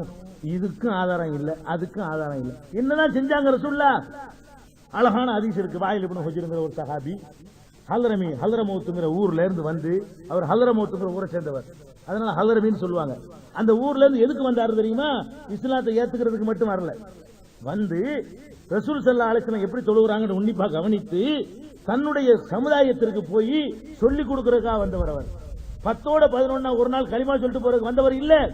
வாயில் இப்னு ஹுஜ்ர் என்ற அந்த சஹாபி ஹல்ரமௌத்துல இருந்து, ஹல்ரமௌத்னா ஒரு ஏரியா, ஹல்ரமௌத் என்ற ஏரியாவில் இருந்து மதீனாவுக்கு வந்து ரசூல் ஸல்லல்லாஹு அலைஹி வஸல்லம் எப்படி தொழுகிறாங்கன்னு பார்த்துட்டு போய் தன்னுடைய சமுதாய மக்களுக்கு சொல்வதற்காக வேண்டி உன்னிப்பா கவனிக்கிறார். அதுல கூட ஒரு வார்த்தையை சொல்வார், ரமக்துமர். ரமக்துனா என்ன? நபி ஸல்லல்லாஹு அலைஹி வஸல்லம் தொழுததை உன்னிப்பா நான் கவனிச்சேன். இதுக்குண்டே கவனிக்கிறாரு. கையை எப்படி தூக்குறாங்க, எப்படி போடுறாங்க, எவ்வளவு உயரத்துக்கு அந்த கை போகுது, எவ்வளவு கீழே இறங்குது, இந்த கையை கொண்டு வைக்கிறாங்க, குனியும் போது என்ன இருக்குது, இப்படின்னு ஒவ்வொரு ஸ்டெப்பாக நான் கவனித்தேன். அப்படி கவனிக்கிற நேரத்தில் அத்தஹியாத்தில் அமர்ந்த உடனேயே இப்படி 2 விரல்களை மடக்கினார்கள். இந்த 2 விரல்களை அத்தஹியாத்தில் அமர்ந்த உடனேயே இந்த சுண்டு விரலையும் அதுக்கு அடுத்த விரலையும் 2ஐயும் மடக்கினார்கள். 1. 2வது கட்டை விரலையும் நடு விரலையும் சேர்த்து இப்படி வளையம் போல, கட்டை விரலையும், இது கட்டை விரல், இது நடுவிரல், இந்த 2ஐயும் சேர்த்து இப்படி வளையம் போல ஆக்கினார்கள். ஆட்காட்டி விரலை உயர்த்தி அசைத்துக் கொண்டிருந்ததை நான் பார்த்தேன் ஒரு சஹாபி. அப்ப உட்காரவனே 2 விரலை மடக்கணும், இத வளையம் போடணும், ஆட்காட்டி விரலை அசைத்துக் கொண்டிருந்தார்கள் இருக்குது. நீங்க லான்னு சொல்லி இல்லுங்கிறீங்க, ஆதாரம் இல்ல. இல்லன்னு சொல்லி நீங்க ஆதாரம் இல்ல. இதுக்கு ஒரு ஐ விட்னஸ் இருக்குது, நேரடி சாட்சி இருக்குது. கண்ணால் பார்த்து விட்டு ஒருத்தர் என்ன செய்யறாரு, நமக்கு சொல்லுகிறார். கேட்டா என்ன பதில் சொல்லுவாங்க தெரியுமா? ஒரு ஆள் தானே சொல்றாரு, உனக்கு ஒரு ஆளும் சொல்லலையே, ஒரு ஆள் தான் சொல்றாரு, ஒரு ஆள் தான் சொல்றாரு. நீ செய்யற காரியத்தை ஒரு ஆளும் சொல்லலையப்பா, ஒரு ஆள் 10 பேர் சொன்னாங்கன்னு சொல்லி இதை விட்டுருவோம், 10 பேர் சொன்ன நாங்களும் ஏத்துக்கிறோம். நீ செய்யற காரியத்துக்கு ஒரு விட்னஸ் கூட இல்ல, நாங்க செய்யணும்னு சொல்ற காரியத்துக்கு ஒரு விட்னஸ் இருக்குது. இதுக்கெல்லாம் ஒரு விட்னஸ் போதும். என்ன குற்ற பரம்பரை நிப்பாட்டி தண்டனை வாங்கி கொடுக்க 2 சாட்சிக்கு, இதுக்கெல்லாம் 2 சாட்சி தேவை கிடையாது. நம்பிக்கையான ஒரு ஆள் மார்க்கத்தை பத்தி அறிவிச்சாருன்னு சொன்னா ஏத்துக்கிற வேண்டியதுதான். அப்போ ஒரு சஹாபி சொல்றாரு அசைச்சதை பார்த்தேன்னு, அப்ப அதை செஞ்சுட்டு போயிட வேண்டியதுதானு கேட்டா, அது ஹதீஸ்ல இருக்குதுதான், அது உண்டுதான், சின்ன சின்ன விஷயத்துக்காக வேண்டி நம்ம மோதிக்கலாமா? அதான் சொல்ல சொன்னது. உங்களை எங்க அடிப்பான் தெரியுமா? சின்ன சின்ன விஷயம் போட்டு விட்டுருவான். ஒரு சுண்ணத்தை செய்ய விடாம ஆக்குறதுக்கு செய்தான் ஏதோ கையில எடுப்பான் தெரியுமா? இருக்கட்டுமே, ஹதீஸ்ல இருக்கட்டுமே, இருந்துட்டு போது ஆட்டிட்டு போறாங்களே, அதுக்காக நம்ம சண்டை போடணுமாமா? அப்ப என்ன அர்த்தம்? இது சின்னது, இது அற்பமானது. ரசூல் ஸல்லல்லாஹு அலைஹி வஸல்லம் சொன்ன கண்ணால பாக்குறோம். எதை கொண்டு வீழ்த்துவான்? எதை நீங்கள் அற்பம் என்று கருதுகிறீர்களோ அதுல உங்களை அமைக்கி உரையாமுக்க அமைக்கி சுண்ணத்தை ஹோகையா மூத்தாக்கிறோம். முடிஞ்சு வச்சு தக்பீர் கட்டுற சுண்ணத்து, நகமற்ற சின்ன சின்ன விஷயங்கள். கல்யாணத்துல போய் எல்லாம் அள்ளி போயிடுமான்னு ஓதுறான்னு வைங்களேன், இதெல்லாம் ஒரு பெரிய பெரிய பெரிய விஷயங்கள். இதை போய் சண்டை கேட்கறாங்க. உலமாக்கள்ங்கிறவங்க தப்புன்னு ஒத்துக்கிட்டு ஆதாரம் காட்ட முடியாம கொஞ்சம் மேம்போக்கம், அவங்களுக்கு சிந்தனையாளர் ஒற்றுமை விரும்பக்கூடியவர்களாம். இவர் என்ன சொல்லுவாரு தெரியுமா? அள்ளி பைனவமாண்டா ஏதோ துவா வரான், தப்பான ஒரு துவா வரான், அதுக்காக வேண்டி புறக்கணிக்கணுமா? அதுக்காக வேண்டி எதுக்கணுமா? அதுக்காக வேண்டி கல்யாணத்துக்கு போக மாட்டேன்னு சொல்லணுமா? இதெல்லாம் சின்ன மேட்ருக்கு, இதை போய் பெருசா அப்படின்னு சொல்றாங்களா இல்லையா? அந்த பதில சொல்றாங்க. ஆதாரம் காட்ட முடியலன்ற இதெல்லாம் அற்பமான விஷயம். அது கிடையாது, அற்பமானதும் செய்யணும். இப்ப கத்தனா பண்றதுக்கு எல்லாரையும் பண்றீங்க, சின்னதனை விட்டுற வேண்டியன வேதனை தானே இருக்குது. தாடியை சொன்ன அளவுக்காவது ரசூலுல்லாஹ் கத்னாவை சொன்னாங்களா? இல்ல. கத்னாவை தாடியை வலியுறுத்தின அளவு கூட எதை வலியுறுத்தல? அது உண்டு. எப்படி உண்டு தெரியுமா? ஹம்சும் மினல் ஃபித்ரான்னாங்க. 5 காரியம் இயற்கையா வழியா வந்து கொண்டு இப்ராஹிம் நபி காலத்திலிருந்து மறையாமல் 5 காரியம் வந்து கொண்டே இருக்கிறது. 5 காரியம் என்ன? நகம் வெட்டுறது, சுன்னத்து பண்றது, அக்குள் மயிர்களை எல்லாம் எடுத்து விடுவது, மர்மஸ்தானத்துடைய முடிகளை எல்லாம் கலைந்து விடுவது, அதுக்கப்புறம் என்னது? மீசையை கத்தரிக்கிறது அப்படின்னு சொன்னாங்க. 5ல 1 தான் இது. இப்ப நகம் வெட்டுறதுக்கு எவ்வளவு மதிப்பு அவ்வளவுதான் கொடுத்தாங்க கத்னாவுக்கு. சின்னது நீ செய்றீங்க, விட்டுற வேண்டியதானே? விட முடியுமா? செய்யணும். அது என்ன செய்யணும்? நகம் வெட்டுறது சின்ன விஷயம் தான். சின்ன மேட்டு நான் பாட்டுக்கு வளர்த்துக்கிட்டு இருப்பேன், வளர்க்க முடியுமா? அல்லாஹ்வுடைய ரசூல் சின்னது தேவையில்லைன்னா சின்னது சொல்லாம போயிருக்கலாம். சின்னது உங்க இஷ்டம், பெருசு மட்டும் ஏன் இஷ்டம் போயிருக்கலாம்ல. அவங்க சின்னதுலயும் கவனம் செலுத்துறாங்க. எப்படி சின்னது தெரியுமா? சின்னதுன்னா அது நீங்க சின்னது ஒத்துக்கிறவே மாட்டீங்க, அப்படி சின்னது. அதுக்கு ஒரு சம்பவம் இருக்கு பாருங்க. நபி ஸல்லல்லாஹு அலைஹி வஸல்லம் அவர்கள் தூங்கும் போது என்ன செய்யணும் அப்படின்னு ஒரு சஹாபிக்கு கத்துக் கொடுக்குறாங்க. நீ படுக்கைக்கு செல்லும் பொழுது ஓத வேண்டிய துவா அப்படின்னு ஒரு துவாவை கற்றுக் கொடுக்குறாங்க. அதுல அல்லாஹும்ம அஸ்லம்து இலைக்க வஜ்ஹி அப்படின்னு வரும். அந்த ஒரு துவாவை ரசூல் ஸல்லல்லாஹு அலைஹி வஸல்லம் கற்றுக் கொடுக்குறாங்க. அந்த துவாவுல ஒரு வாசகம் வரும். என்ன வாசகம் கேட்டா, ஓ நபியி கல்லதி அரசல்த ஆமன்து பி கிதாபி கல்லதி அன்சல்த ஓ நபியி கல்லதி அரசல்தன்னு வரும். நபியிக்கேன்னு ஒரு வாசகம். இதுக்கு என்ன அர்த்தம் தெரியுமா? ஓ நபியி கல்லதி அரசல்தன்னா நீ அனுப்புன நபியை நான் நம்பினேன் அப்படின்னு சொல்லிட்டு படுக்கணுமா. நீ அனுப்புன நபிய நான் நம்பினேன் அப்படின்னு சொல்லிட்டு படுக்கணுங்கிறாங்க. இத அந்த சஹாபிக்கு சொல்லி கொடுத்தவன அவர் மனப்பாடம் பண்ணிட்டு ரசூலுல்லாஹ்ட்ட ஒப்புவிக்கிறார்.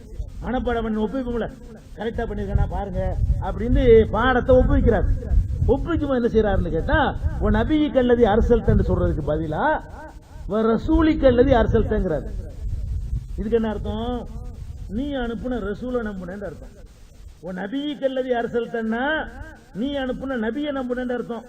ஒரு ரசூலி கல்லதி அரசல்தன்னு சொன்னா நீ அனுப்புன ரசூலை நம்புனேன்னு அர்த்தம். ரெண்டுக்கு என்ன? ரசூல்லாண்டா என்ன, நபினா எல்லாம் ஒண்ணுதானுங்க. ரசூல் ஸல்லல்லாஹு அலைஹி வஸல்லம்னா உங்களை சொல்லுவோம், நபி ஸல்லல்லாஹு அலைஹி வஸல்லம் எல்லாம் ஒண்ணுதானே. ரசூலா நபியா தானே சொல்றோம். அப்ப நபிகள் நாயகம் ஸல்லல்லாஹு அலைஹி வஸல்லம் அவர்கள் ரசூல் என்றாலும் அவர்கள் சரிதான், அவங்கள நபின்னு சொன்னாலும் அது சரிதான். நீ அனுப்புன நபியை நம்புன என்றாலும் அதான் அர்த்தம், நீ அனுப்புன ரசூலை நம்புன என்றாலும் அதான் அர்த்தம். இதுல எந்த பாரதூரமான வேறுபாடும் இல்ல. ஆனால் நபி ஸல்லல்லாஹு அலைஹி வஸல்லம் சொல்லி கொடுத்தது நபியிக்க, அவர் ரிப்பீட் பண்ணி சொன்னது ஒரு ரசூலிக்க. நம்ம பார்வையில் பார்த்தா இது பெரிய விஷயம் இல்லை, சின்ன விஷயம். எல்லாம் கருத்து ஒண்ணு தான் நம்ம உடுப்பா அப்படின்னு சொல்லி இப்ப சாப்பிட்டேன்னு சொல்றதுக்கு போல உண்டேன்னு சொல்லிவிட்டோம். ரெண்டு என்ன, இப்பதான் உண்டு விட்டு வர்றேன், இப்பதான் சாப்பிட்டு வர்றேன்னு நான் சொல்லி தர்றேன். நீங்க சொல்றீங்க இப்பதான் உண்டு விட்டு வர்றேன். ரெண்டுக்கு என்ன ஒண்ணு தானே. நான் கரெக்டா சொல்லிட்டு நான் பாட்டு போயிடுவேன். ஆனா அல்லாஹ்வுடைய என்ன பண்ணாங்க தெரியுமா? லா நபி கல்லதி அரசல்க சொல்லக்கூடாது, ரசூலிகன்னு சொல்லக்கூடாது. நான் உன்னை சொல்லி தந்திருக்கு நீ மாத்திருவியாங்கிறாங்க. என்ன அர்த்தம்? நபி கேட்டால் அதான் அர்த்தம், ரசூலி கேட்டால் அர்த்தம், ரெண்டு ஒரே அர்த்தம், பெரிய பாரதூரமானது இல்ல. இன்னும் சொல்ல போனா கிராமர் படி பாத்தீங்கன்னா அரசல்த என்ற வார்த்தைக்கு மேட்சானது ரசூல் தான், நபிங்கிறது மேட்சாவாது. ரசூல் என்பதும் அரசல் என்பதும் ஒரே வார்த்தையிலிருந்து பிறந்திருக்கிறது. நம்ம லாஜிக்கு பேசுவதா இருந்தா கூட ரசூலி கல்லதி அரசல்தங்கிறது அழகா பொருந்தக்கூடியது நபி கல்லதி அரசல்தை விட. ஆனால் ரசூல் என்ன சொல்றாங்க தெரியுமா? நான் ஒன்றை சொல்லி தந்திருக்கும் பொழுது நீ மாத்தக்கூடாது, நான் தான் மாத்தணும், நீ நபி கண்டா சொல்லணுங்கிறாங்க. என்ன விளங்குது? சின்னதையும் பேனன்னு விளங்குதா? ரசூலிக்கு நபிக்கு பதிலா ரசூல் போடக்கூடாதுன்னு விளங்குதா? நபிக்கு பதிலா அல்லாஹும்ம ஸல்லி அலா முஹம்மதின்னு ஓதுறோம். அல்லாஹ் முகமதுனாலும் யாரு, அகமதுனாலும் யாரு, ஒரே ஆள் தானே. அகமதுன்னு உங்களுக்கு பேர் இருக்குல்ல, ஒருத்தன் அத்தையாத்துல உட்கார்ந்துக்கிட்டு அல்லாஹும்ம ஸல்லி அலா அகமதுங்கிறான், அல்லாஹ் ஒத்துக்குறானா? அகமது அவர் தான்ப்பா. அந்த இடத்துல உனக்கு என்ன வார்த்தை சொல்லப்பட்டுச்சு அதான் சொல்லணும், உன் இது மாத்திக்கிறியா? அப்ப என்ன நம்ம விளங்கணும்னா, அற்பமான விஷயங்களா இருந்தால் கூட மாத்திர அதிகாரம் நம்ம கிடையாது. அப்ப இதுல வீழ்த்து கவனமா இருந்தது. சின்னது சின்னதுமா அப்படி ஒரு கூட்டமே கிளம்பி இருக்கிறாங்க. என்னது சின்ன விஷயங்களுக்காக வேண்டி பிளவுபடுத்துகிறார்கள். 8 தொழுதா என்ன, 20 தொழுதா என்ன, சின்னது எதையா தொழுதுட்டு போங்கடா, ஏன்னா அடிச்சுக்கிறீங்க அப்படின்னு சொல்லி அதை கேவலப்படுத்தி மார்க்கத்துடைய சுன்னத்துக்களை மூத்தாக்குற வேலை செய்து கொண்டிருக்கிறார்கள். ஒரு முஸ்லிமை பொறுத்த வரைக்கும் சின்னதுல இருந்து பெருசு வரைக்கும் 100% அவன் செய்யணும். பரலானதையும் சொல்ல வேண்டும். பரல சொன்ன ரசூல்லா தான் சின்னதா இருக்கிற சுன்னத்தையும் சொல்லி தந்திருக்கிறார்கள். சுன்னத்துக்கு மேற்பட்ட நபிலையும் நம்மளுக்கு உரிமை தந்திருக்கிறார்கள்.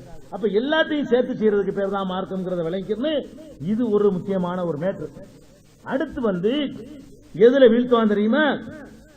ரசூல் ஸல்லல்லாஹு அலைஹி சொல்றாங்க 3 விஷயம் முடிச்சு. 4வது, எனக்கு பிறகு நான் எதை பற்றி பயப்படுகிறேன் தெரியுமா? நான் மூத்தா போயிருவேன். எனக்கு பிந்தி ஒரு விஷயத்தை பற்றி நான் பயப்படுகிறேன். எதை பயப்படுறேன்னு கேட்டா, நீங்க ரொம்ப வறுமைப்படுவீங்க, கஷ்டப்படுவீங்க, சோத்துக்கு இல்லாம திண்டாடுவீங்க என்று நான் அஞ்சவில்லை. நான் எதுக்கு அஞ்சுகிறேன் என்றால், இந்த உலகத்தினுடைய பொருளாதாரங்கள் அப்படியே திறந்து விடப்பட்டு செல்வங்கள் குவிக்கப்பட்டு அதிலேயே மூழ்கி திளைத்து விடுவீர்களோ என்று பயப்படுகிறேன். எனக்கு பிறகு நான் பயப்படுவது எதுக்கு கேட்டா, நீங்க சோத்துக்கு இல்லாம ஒரு பேரிச்சம்பழத்தை ஆளுக்கு பாதி சாப்பிடுறீங்களே, அது இனி வராது. ரசூலுல்லாஹ் சொல்றாங்க, அது வராது. ரொம்ப லக்ஸரியா வாழ்வீங்க, ரொம்ப சொகுசான முறையில் உங்களுடைய வாழ்க்கையெல்லாம் இருக்கும். அப்படி வாழக்கூடிய நேரத்தில் அடிபட்டு போயிருவீங்களோன்னு பயப்படுகிறேன். வறுமையில நாத்திகம் பேசி விடுவதுன்னு நான் பயப்படவில்லை. வளமான வாழ்க்கை அதுல மூழ்கி அல்லாஹ் மறந்துடுவீங்களோ, இதுக்கு தான் நான் பயப்படுகிறேன் என்று பெருமானார் ஸல்லல்லாஹு அலைஹி வஸல்லம் அவர்கள் நம்மளுக்கு எச்சரிக்கை பண்றாங்க. அப்ப அவங்களுடைய 4வது எச்சரிக்கை, எனக்கு பிறகு நடக்கக்கூடிய விஷயங்கள் இதெல்லாம் நடக்குன்னு ஒரு முன்னறிவிப்பு இருக்கிறது. எனக்கு பிறகு ரொம்ப லக்ஸரியா இருப்பீங்க. லக்ஸரி இருக்கமா இல்லையா? நம்ம அப்பம்பாட்டை அனுபவிச்சதை விட எப்படி அனுபவிக்கிறோம்? நம்ம அப்பம்பாட்ட காலத்துல 40 டிகிரி வெயில் அடிச்சா என்ன செய்வான்? அதை தாங்கிக்கிடுவான். 40 டிகிரி வெயில் அவன் இருந்தான். அவனா ஒரு விசிறி எடுத்துக்கிடுவான், அதை வீசுவான். வீசுறதுனால கொஞ்சம் எனர்ஜி வேஸ்ட் ஆகி இன்னும் கொஞ்சம் அதிகமா வேர்க்கு. அதான் நடக்கும். நிறுத்தணும் அதிகமா வேர்க்கும். வீசாம இருந்தா கூட கொஞ்சம் பரவாயில்லாம இருக்கும். விசிறி எடுத்து வீசுவான். இப்படி கஷ்டப்பட்டு இருந்தான். விழுகிற வெயிலாம் தலையெல்லாம் விழுவோம். இன்னைக்கு என்ன நிலைமை? அழகா ஒரு ரூமுக்குள்ள உட்காருறீங்க, அடைச்சிக்கிறீங்க முழுசா. சில்லு சில்லு சில்லு சில்லுன்னு என்ன செய்யுது? மிஷின்ல இருந்து காத்து வருதா இல்லையா? ஏசியை கண்டுபிடிச்சிருக்கு இல்லைங்க, ஏரையே கண்டிஷன் பண்றீங்களா இல்லையா? அப்ப காத்த கண்டிஷன் பண்ற அளவுக்கு நீங்க போய்கிட்டு இருக்கிறீங்க. உங்க கண்ட்ரோல்ல காத்த எடுத்துக்கிட்டீங்க. அப்ப ஏர் கண்டிஷன் பண்ணிக்கிட்டு உட்கார்ந்துட்டு இருக்கிற லக்ஸரி வாழ்க்கை அன்னைக்கு இருந்துச்சா? அன்னைக்கு உள்ளவர்கள் அந்த கஷ்டம் அனுபவிச்சுதான் ஆகணும். நடந்துதான் போய்கிட்டு இருக்கணும். நான் ஊர்ல இருந்து நான் சென்னையில இருந்து வர்றதா இருந்தா ஒரு 2 வருஷத்துக்கு டேட் வாங்கணும். நான் 1 மாசம் முன்னாடி புறப்பட்டு இருக்கணும். அப்பதான் நீங்க சேர்ந்திருப்பேன். இந்த மாதிரி மீட்டிங் வர்றதா இருந்தா, எங்க அப்பா மாட்ட காலத்துல வர்றதா இருந்தா, நான் இப்ப புறப்பட்டு இருக்கணும். ஒரு 15 நாளைக்கு முன்னாடி புறப்பட்டு அங்கங்க 50 கிலோமீட்டரா இடையில சோர்ந்துட்டு தங்கி படுத்துக்கிட்டு நாகூருக்கு சேர்றதுக்கு எனக்கு 15 நாள் ஆயிரும்ல. இன்னைக்கு அது இருக்குதா? அவ்வளவு லக்ஸரி, ஒரு கஷ்டம் கிடையாது. அன்னைக்கு சோறு திங்கிறதுக்கு எவ்வளவு கஷ்டம், நீங்க அந்த கஷ்டம் உனக்கு இருக்குதா? சோறு திங்கிறதுக்கு அன்னைக்கு எவ்வளவு கஷ்டம்ங்க. நெல்லு தான் இருக்கும். நெல்ல அரிசியாக்குற நம்ம தான் ஆக்கிக்கிறோம். மிஷின்லாம் கிடையாது, ரைஸ் மில்லாம் கிடையாது, ரெடிமேட் அரிசிலாம் கிடையாது. நம்மளா ஒரு உலக்கையை போட்டு நிலத்தை கொட்டி, இந்த பக்கம் மாமியார் உலக்கையை பிடிக்க, அந்த பக்கம் மரும உலக்கையை பிடிக்க, அதை குத்திக்கிட்டு என்ன செய்வாங்க? கை குத்தல் அரிசின்னு பேரு. அதை குத்தி குத்தி ஒரு மூட்டை நெல்ல அரிசி ஆக்குறதுக்காக வேண்டி ஒரு 2 அப்ப மாமியார் ஒத்துமையா வரப்பா இல்லாட்டி மண்ணில போட்டுருவாங்க. ஒருத்தர் கொடுத்த உலக்கைய ஒவ்வொரு பக்கம் பிடிக்க, ஒவ்வொரு பக்கம் பிடிக்க. இதான் இப்படி நடந்துச்சு. இன்னைக்கு அதான் இருக்குது. இன்னைக்கு என்னது? ஒண்ணுமே கிடையாது. நீங்க அரிசி வாங்கிட்டு வர்றீங்க, சமைக்க கூட வேண்டியதில்லை. அடுப்பு பத்திக்கிட்டு பூ பூண்டு ஊதிக்கிட்டு கண்ணெல்லாம் பஞ்சர் அதெல்லாம் இருக்கவா செய்யுது. நீங்க வேட்டு கொண்டே கொட்டுறீங்க, பட்டனை தட்டி விடுறீங்க, அது மாதிரி சோறாகிறது. ஓவன் வச்சிருந்தீங்கன்னா ஒரு வேலையும் கிடையாது. உள்ள கொண்டு தள்ளி விட்டு பேசாம வேலை பார்த்துட்டு இருக்கலாம். அதுவா ஆட்டோமேட்டிக்கா பிக்ஸ் பண்ணி நீங்க சமைக்கிறத விட பர்ஃபெக்டா அழகான பக்குவத்தில் எடுத்து வந்துருது. நீங்க சமைச்சா கூட குழஞ்சு போயிரும். சமயத்துல பிடிச்சு போயிரும். சமயத்துல பாதி அரிசியும் பாதி சோறுமா கிடக்கும். அதெல்லாம் பஞ்சாயத்தே கிடையாதுங்க. அழகா அடி பிடிக்காம, துரு பிடிக்காம, கசக்காம, குழஞ்சு போகாம, சீரான பதத்துல அப்படி ஓவன் செஞ்சு வந்துருது. என்ன வேலை உங்களுக்கு இருக்கிறது? இப்படி திறந்து விடப்படுமா? ரசூலுல்லாஹ் சொல்றாங்க, பரக்காத்து துன்யா, துன்யாவுடைய பரக்கத்துகள் எல்லாம் இனிமேல் திறந்து விடப்படும். அவ்வளவு சொகுசா வாழ்வீர்கள். சாக்கு தான் சட்டன்னு போட்டிருந்தோம் அந்த காலத்துல. அந்த காலத்துல போட்டுக்கிற சட்டை இருக்க சாக்கு தான் அவ்வளவு கனமா இருக்கும். அது போடுறதே ஒரு பெரிய சுமையா இருக்கும். அந்த மாதிரியா நீங்க போடுறீங்க இன்னைக்கு? ட்ரெஸ்ல இருந்து, உணவுல இருந்து, இந்த மாதிரி கத்துறேன், அதுல கூட எவ்வளவு மிச்சம் பாத்தீங்களா? இவ்வளவு பேருக்கு நான் கத்துறதா செத்து போயிட மாட்டேன். இது இல்லைன்னா, இது இல்லாம இவ்வளவு பேருக்கு நான் கத்துறதா செத்து போயிருவேன். நான் அவ்வளவு கத்து தேவையில்லை. நான் ஒரு அளவு கத்துனா அங்க வரைக்கும் வருது, அதை தாண்டிக்கிட்டு வருது. இங்க இருந்து நேரடியா கொண்டாந்து லைவ் டெலிகாஸ்ட் பண்ணான்னு சொன்னா, இங்க இருந்து உலகத்துக்கு பூரா இதே செகண்ட்ல ஓடி போயிடுது. எப்படிப்பட்ட உலகத்துல வாழ்ந்துட்டு இருக்கிறீங்க?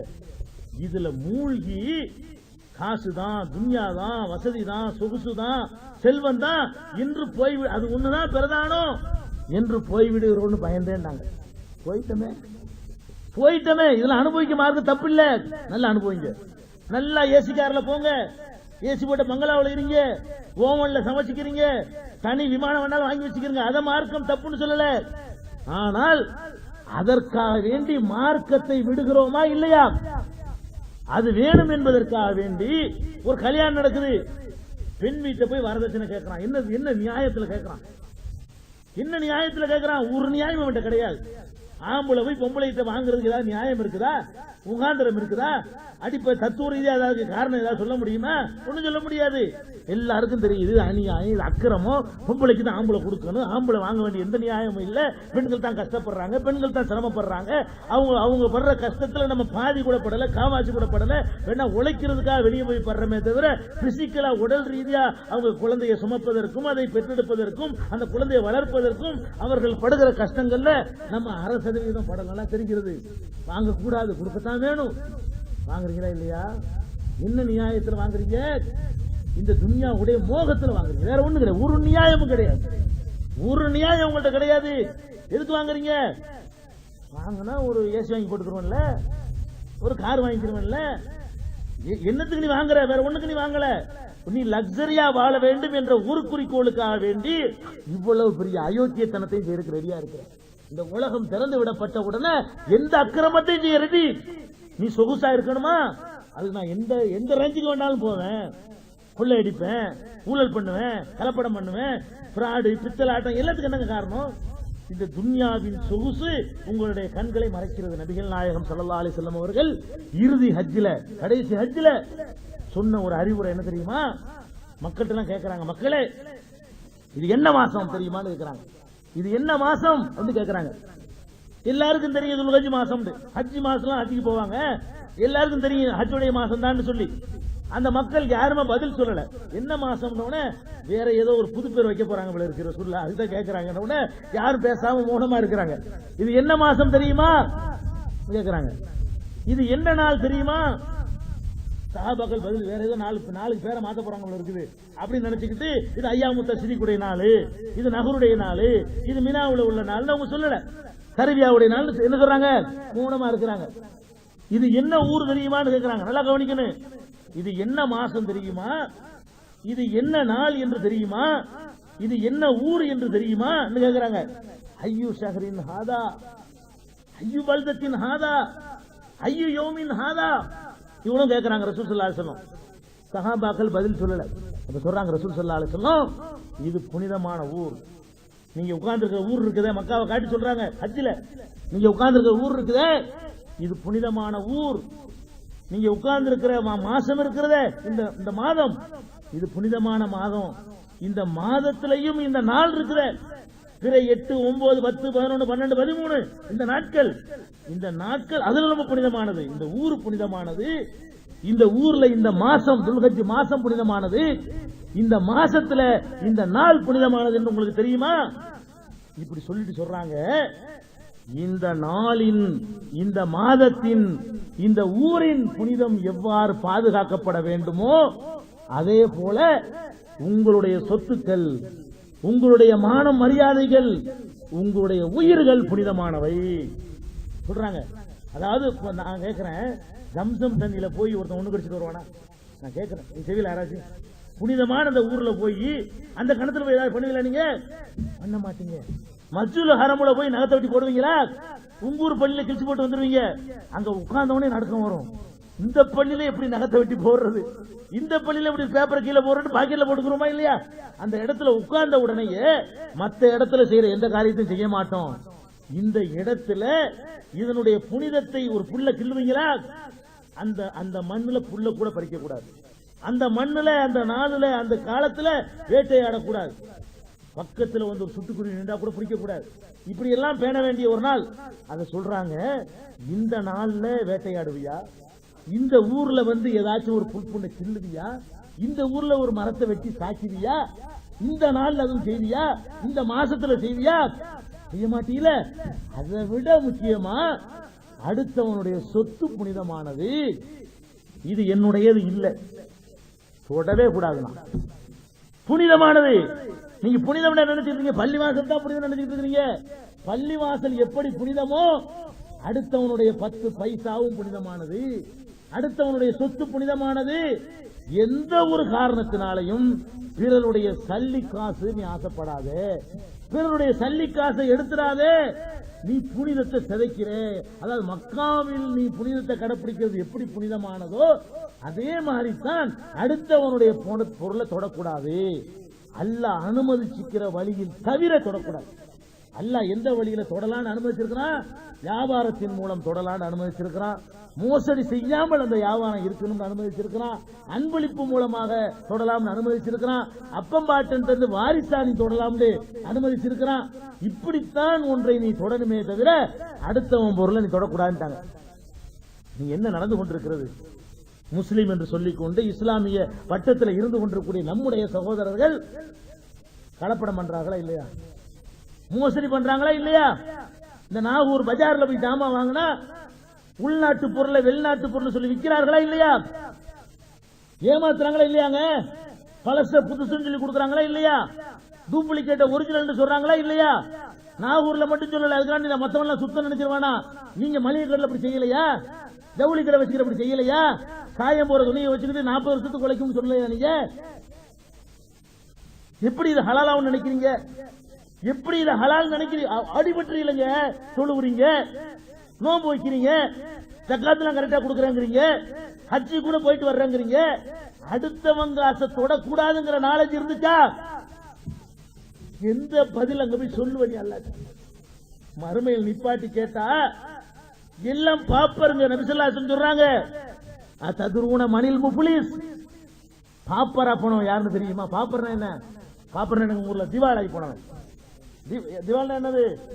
போண்டியா. போண்டி எங்க ஊர் பாஷையில் சொல்றதா இருந்தா போண்டியா போனவன் யாருன்னு தெரியுமான்னு கேட்கிறாங்க ரசூல் ஸல்லல்லாஹு அலைஹி வஸல்லம். ததுருன மணில் முஃப்லிஸ். போண்டியா போனவன் யாரு தெரியுமா? சஹாபாக்கள் சொல்றாங்க, தெரியுமே. யாரு? நிறைய பணம் காசு வச்சிருந்து ஆஹா ஓஹன் வாழ்ந்துட்டு அம்புட்டை இழந்துட்டு தெருவில் நிக்கிறான் அவன் தான் வாழ்ந்து கட்டவன். போண்டியா போனோட யாரு? நல்ல சொகுசா வாழ்ந்து புட்டு எல்லாத்தையும் பறி கொடுத்து புட்டு தெருவில் நிக்கிறான் அவன் தான். ரசூல் ஸல்லல்லாஹு அலைஹி வஸல்லம் அவன் இல்ல. சஹாபாக்கள் சொல்றாங்க போண்டியானவனுக்கு விளக்கம். அல்லாஹ்வுடைய தூதர் சொல்றாங்க இல்ல இல்ல அவன் போண்டியானவன் இல்ல. போண்டியா போன வேற ஒருத்தர் இருக்கிறான். அவன் யாரு தெரியுமா? தொழுது இருப்பான், அதுக்கு மூட்டை மூட்டையா சுமந்துக்கிட்டு வருவான். மறுமையில நோம்பு வச்சிருப்பான், அதுக்கு ஒரு 200 மூட்டை தூக்கி தலைவி வச்சுட்டு வருவான். ஜக்காத்து கொடுத்திருப்பான், அதுக்கு ஒரு மூட்டை. ஹஜ்ஜுக்கு போயிருப்பான். இப்படி மூட்டை மூட்டையாக நன்மைகளை தூக்கிட்டு வருவான். பார்த்தா இவன் அல்லா இல்லைன்னு கொண்டு அல்லா வச்சிருவானுங்கிற மாதிரி இருக்கும். அவன் கொண்டு வர நன்மையை பார்த்தா இவன் எங்க போயிடாம போல இருக்கு? இல்லையினுக்கெல்லாம் மேல போயிடாம போல இருக்க, இவன் ஜன்னத்துல் ஃபிர்தௌஸ் தாண்டி போயிடாம போல இருக்க அப்படின்னு நினைக்கிற அளவுக்கு அவனை பார்த்து எல்லாரும் என்ன செய்வாங்களா? என்னடா இது இப்படி அள்ளிட்டு வர்றான், இப்படி எல்லாத்தையும் 100 வாங்கிட்டு வர்றானே அப்படின்னு சொல்லி அப்படியே அந்த விளம்பரம் பண்றான்ல அர்ஜுன் அம்மா யாருன்னு அந்த மாதிரி எல்லாம் தாங்கிட்டு வருவான். இவன் வரும்போது அட்டையப்பா எங்கடா போறான், இப்படி போயிட்டு இருக்கான் இவன். கிரிக்கெட்லயும் இவன் தான் வர்றான், ஃபுட்பால்லயும் இவன் தான் நிக்கிறான், அதுலயும் வாங்குறான் இதுலயும் வாங்குறான் இப்படின்னு நம்ம நினைக்கிறோம்ல. பொய்யது விளம்பரம் பண்றான்ல அந்த மாதிரி பட்டவனா அவன் வருவான். அர்ஜுன் மாதிரி வருவான். இப்படி தொழுகை ஒரு பக்கம், நோம்பு ஒரு பக்கம், ஜக்காத் ஒரு பக்கம், ஹஜ்ஜி ஒரு பக்கம், திக்ர் ஒரு பக்கம், தஸ்பீஹ் ஒரு பக்கம். அந்த பாக்குறவன் நினைச்சிருவாங்களா இவன் தான் ஃபர்ஸ்ட் மார்க்கு. அப்ப என்ன செய்வான் தெரியுமா? அப்படி எல்லாம் நினைச்சிட்டு இருப்பாங்களாம். ஒருத்தன் எந்திரிப்பானா, யாழ்லா இவன் ஒரு எனக்கு 500 ரூபாய் ஏமாத்தி விட்டான். யாரு? மூட்டை மூட்டையா கொண்டு வந்தவர். 500 ரூபாய் அங்க செல்லுமா? 500 ரூபாய் செல்லுமா? என்ன காசு எடுபடுமா? 500 ரூபாய் என்ன ஏமாத்திட்டாமா ஒருத்தன். என்னடா சரி, ஆமா வாங்கிட்டு கொடுக்கல. அப்படியா? ஒரு 2 வருஷம் தொழுதையில அந்த தொழுகை மட்டும் கொடு, மூட்டை சின்னதா போயிடும். இன்னொருத்தன் எந்திரிப்பான், யாழ்லா எனக்கு இவன் 2000 ரூபாய் தரணும். 2000 ரூபாய் அங்க கொடுக்க நோட்டு கிடைக்குமா? அங்க அச்சரிக்க முடியுமா? சிவகாசி எல்லாம் கிடையாது, நடக்காது. ஒண்ணு நடக்காது. சொல்லுங்களா? அங்க என்ன நடக்கும்? நாசிக்கெல்லாம் கிடையாது. என்ன பண்ணுவான்? 2000 ரூபாய் என்னடா? ஆமா கொடுக்கணும். அப்படின்னா ஒரு 3 வருஷம் தொழுகை அவன்கிட்ட கொடுத்துருக்கு. இன்னும் கொஞ்சம் சின்ன பேர் மூட்டை. இப்படியே ஒருத்தனா எந்திரிப்பாங்க தொழுகா விட்டு. தொழுதுட்டு போறான், தொழுவல கணக்குல தொழுவலாம். இவன் தொழுதுட்டு போறான். இந்த நன்மைகள் எங்க போயிடுது? வாங்கிட்டு ஏமாத்துறவன், கடன் வாங்கிட்டு கொடுக்காதவன், அடுத்தவன் காசு தின்றது எல்லாம் கேஸ் வரும், வழக்கு வரும். ரப்புல் ஆலமீன் நியாய தீர்ப்பு வழங்குறவன் யௌமுத்தீன். அது நியாய தீர்ப்பு வழங்குற நாள் யாருக்கும் அநியாயம் செய்யப்பட மாட்டார். இது அந்த 2000 ரூபாய்க்கு எல்லாம் பதில் சொல்லி ஆகணும். அங்க என்ன செல்லுமோ அதான் எல்லாம் கொடுப்பான். அங்க ரூபாய் நோட்டு வாங்கி கொடுத்தா அவங்க செல்லாது. அங்க செலாவணி ஆகக்கூடிய நாணயத்தை நாங்க கொடுக்கணும். அமெரிக்காவில் போய் டாலர் கொடுத்தா செல்ல முடியும், கோயத்துல போய் தினார் வச்சு வாழ முடியும். அப்ப அங்கங்க செல்லக்கூடிய நாணயத்தை அங்க கொடுக்கணும். அங்க அமல் தான் செல்லும், அங்க சவாபு தான் செல்லும், அங்க நன்மைகள் தான் செல்லுபடியாகும். தூக்கி கொடுத்துருவான். அப்புறமும் வந்திருப்பாங்க, யாரெல்லாம் என்னை திட்டுனா, யாரெல்லாம் என்னை பேசினா, யாரெல்லாம் என்னை அவதூறு சொன்னா, யாரெல்லாம் என்னை கைப்பிடிச்சுக்கிட்டான், யாரெல்லாம் என்னை கணத்துல அரைஞ்சான், யாரெல்லாம் எனக்கு எதிராக பண்ண, அதை அப்படி ஆளாளுக்கு எந்திரிப்பாங்க.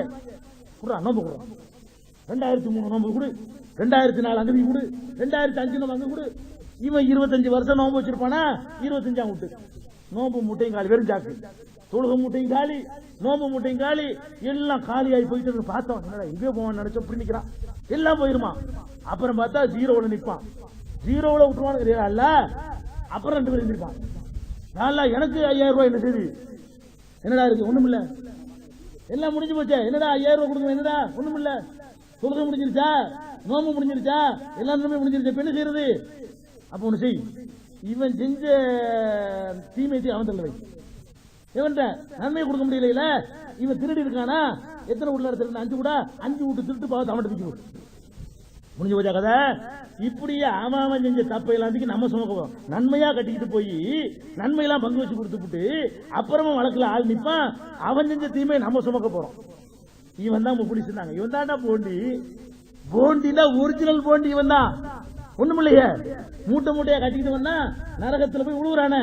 அப்போ உங்களுடைய தொழுகை நோம்பு இதெல்லாம் பயன் தர வேண்டுமானால் கடைசி ஹஜ்ஜில் ரசூல் ஸல்லல்லாஹு அலைஹி வஸல்லம் காசுல கவனமா இருங்கள். துன்யாவுல செத்து போயிடுறீங்க எல்லாரும்.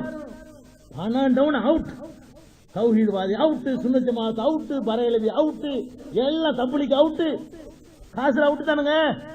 காசு வியாபாரத்துல ஏதாவது நெறி இருக்குதா? வியாபாரத்துல கொடுக்கல் வாங்கல நேர்மை இருக்குதா? சொன்ன எடுத்து கண்ணை திருப்பி கொடுக்குறீங்களா? கடன் வாங்க பயப்படணுங்க. ஒரு முஸ்லீம் உயிர் போற அவசியத்துக்கு கடன் வாங்கணுமே தவிர வசதியை பெருக்கிறது கடன் வாங்க கூட. ரசூல் ஸல்லல்லாஹு அலைஹி வஸல்லம் சொல்றாங்க, யுக்பரு லிஸ்ஸஹீதி குல்லு தம்பின் இல்லத்தைன். இஸ்லாத்துல செய்யற ஒருத்தன் செய்யற தியாகத்திலே பெரிய தியாகம் உயிர் தியாகம். நல்ல காரியத்துக்காக நல்ல பணிகளுக்காக உயிரை தியாகம் பண்றான்னு வைங்க, அது பயங்கரமான தரஜா கிடைக்கும். ரசூலுல்லாஹ் சொல்றாங்க, அவன் எல்லா பாவமும் மன்னிக்கப்படும், உயிர் தியாகிக்கு கடன் மன்னிக்கப்படாதுங்கிறாங்க. ஏன்? கடன்கிறது மனுஷன் சம்பந்தப்பட்டது. இவர் ஷஹீதா போய் நிப்பாரு, கடன் கொடுத்தவரும் வந்து நிப்பாரு, யாரெல்லாம் இவனை ஷஹீது, என்கிட்ட 1 லட்சம் ரூபாய் வாங்கிட்டு தரல, குர்ராத்திக்கு ஷஹீது அவன்கிட்ட குர்ரா. அப்ப ஷஹீதுகளா இருந்தால் கூட கடன்கிறது பாவம் கிடையாது. அவன் விரும்பித்தான் தந்தான், திருப்பி கொடுக்காம மூத்தா போனா அங்க கொடுத்து ஆவணும் பாவா. கடனே வாங்காது. கடன் வாங்க மாட்டேன்னு எவன் உறுதி எடுக்கிறானோ அவன் தான் கலப்படம் பண்ண மாட்டான், அவன் தான் மோசடி செய்ய மாட்டான், அவன் தான் பித்தலாட்டம் பண்ண மாட்டான், அவன் தான் அடுத்த பொருளுக்கு ஆசைப்பட மாட்டான். உன் வாழ்க்கையில கடன் வாங்குறது, சாவ கிடக்கிறாரா, மருந்து வாங்கணுமா, ஆஸ்பத்திரியில் சேர்த்துட்டியா பொண்டாட்டிய பிரசவத்துக்கு, பணம் இல்லையா, இதுக்கு தான் கடன் வாங்கலாமே தவிர அதுவும் கொடுக்கணும்னு நினைச்சு வாங்க வேண்டும். யார் ஒருத்தர் அடுத்தவருடைய பொருளை வாங்கும் பொழுது கொடுக்க வேண்டும் என்ற எண்ணத்தோடு வாங்குகிறானோ, கவலையோடு வாங்குகிறானோ, அல்லாஹ் கொடுக்க செய்வான். ரசூல் ஸல்லல்லாஹு அலைஹி வஸல்லம் கேரண்டி தர்றாங்க. புகாரில் வரக்கூடிய ஹதீஸ், யார் ஒருத்தன் வாங்கும் போதே கடன் வாங்குற எதுக்கு வாங்குறோம், திருப்பி கொடுக்க கூடாதுன்னு வாங்குறான். முஸ்லீம் வாங்குறான், கடன் வாங்கினா என்னதும் ஏமாந்துட்டான் போது வாங்கும்போது அப்படி கெஞ்சி கேட்டுட்டு கடனை திருப்பி கேட்க போனா, என்னடா அது என்ன விரட்டுறா புரியல இல்லையா? கடனை கொடுத்தவன் திருப்பி கேட்க போனா நீ யாரான்னு கேட்கிறான். நபிகள் நாயகம் ஸல்லல்லாஹு அலைஹி வஸல்லம் அவர்கள் ஒரு ஆள்கிட்ட கடன் வாங்கிட்டாங்க, இங்கிதம் தெரியாதவற்றை வாங்கிட்டாங்க, சமுதாய பொதுப்பணிக்கு வாங்கினாங்க, திருப்பி கொடுக்க முடியல டயத்துல. அந்த கொடுத்த ஆள் வந்து ஏருக்கு மாறா திட்டுறான். என்னையா நீ எல்லாம் ஒரு பெரிய மனுஷன் இருக்கிற, நீ எல்லாம் ஒரு சமுதாய தலைவன் இருக்கிற, சொன்னது திருப்பி தர வேணாமான்னு கத்துறான் பாட்டுக்கு. ரசூல் ஸல்லல்லாஹு அலைஹி வஸல்லம் சொன்னபடி கொடுக்க முடியல. சஹாபாக்கள் குதிச்சு போய் அல்லாஹ்வுடைய தூதர் சீக்கிரட்டுமான்னு கேட்கிறாங்க. ரசூல் ஸல்லல்லாஹு அலைஹி வஸல்லம் சொன்னாங்க, தாவூஹு, விடுங்கள் அவரை, விடுங்கள். ஃபஇன்னலி ஸாஹிபில் ஹக்கி மகாலன், கடன் கொடுத்தவனுக்கு பேச உரிமை இருக்கு. நான் வாங்கிட்டேன், கொடுக்கல, அவனுக்கு உரிமை இருக்கு திட்டுறதுக்கு, திட்டட்டும். நான் வாங்கிட்டேன் கடனை. கடன் வாங்கியதற்காக கொடுத்தவனுடைய அவ்வளவு திட்டுகளையும் அல்லாஹ்வுடைய ரசூல் சப்ர் செய்து கொண்டு அந்த கடனை நிறைவேற்றிய காட்சியை பார்க்கிறோம். காசுல விழுந்து கொண்டிருக்கிறீர்கள், பணத்தில் விழுந்து கொண்டிருக்கிறீர்கள். பணம் தான் குறிக்கோள் என்ற காரணத்திற்காகவே ஏமாத்துறீங்க, வரதட்சணை வாங்குறீங்க, எல்லா விதமான தகுதித்தம் பண்ணுகிறீர்கள்.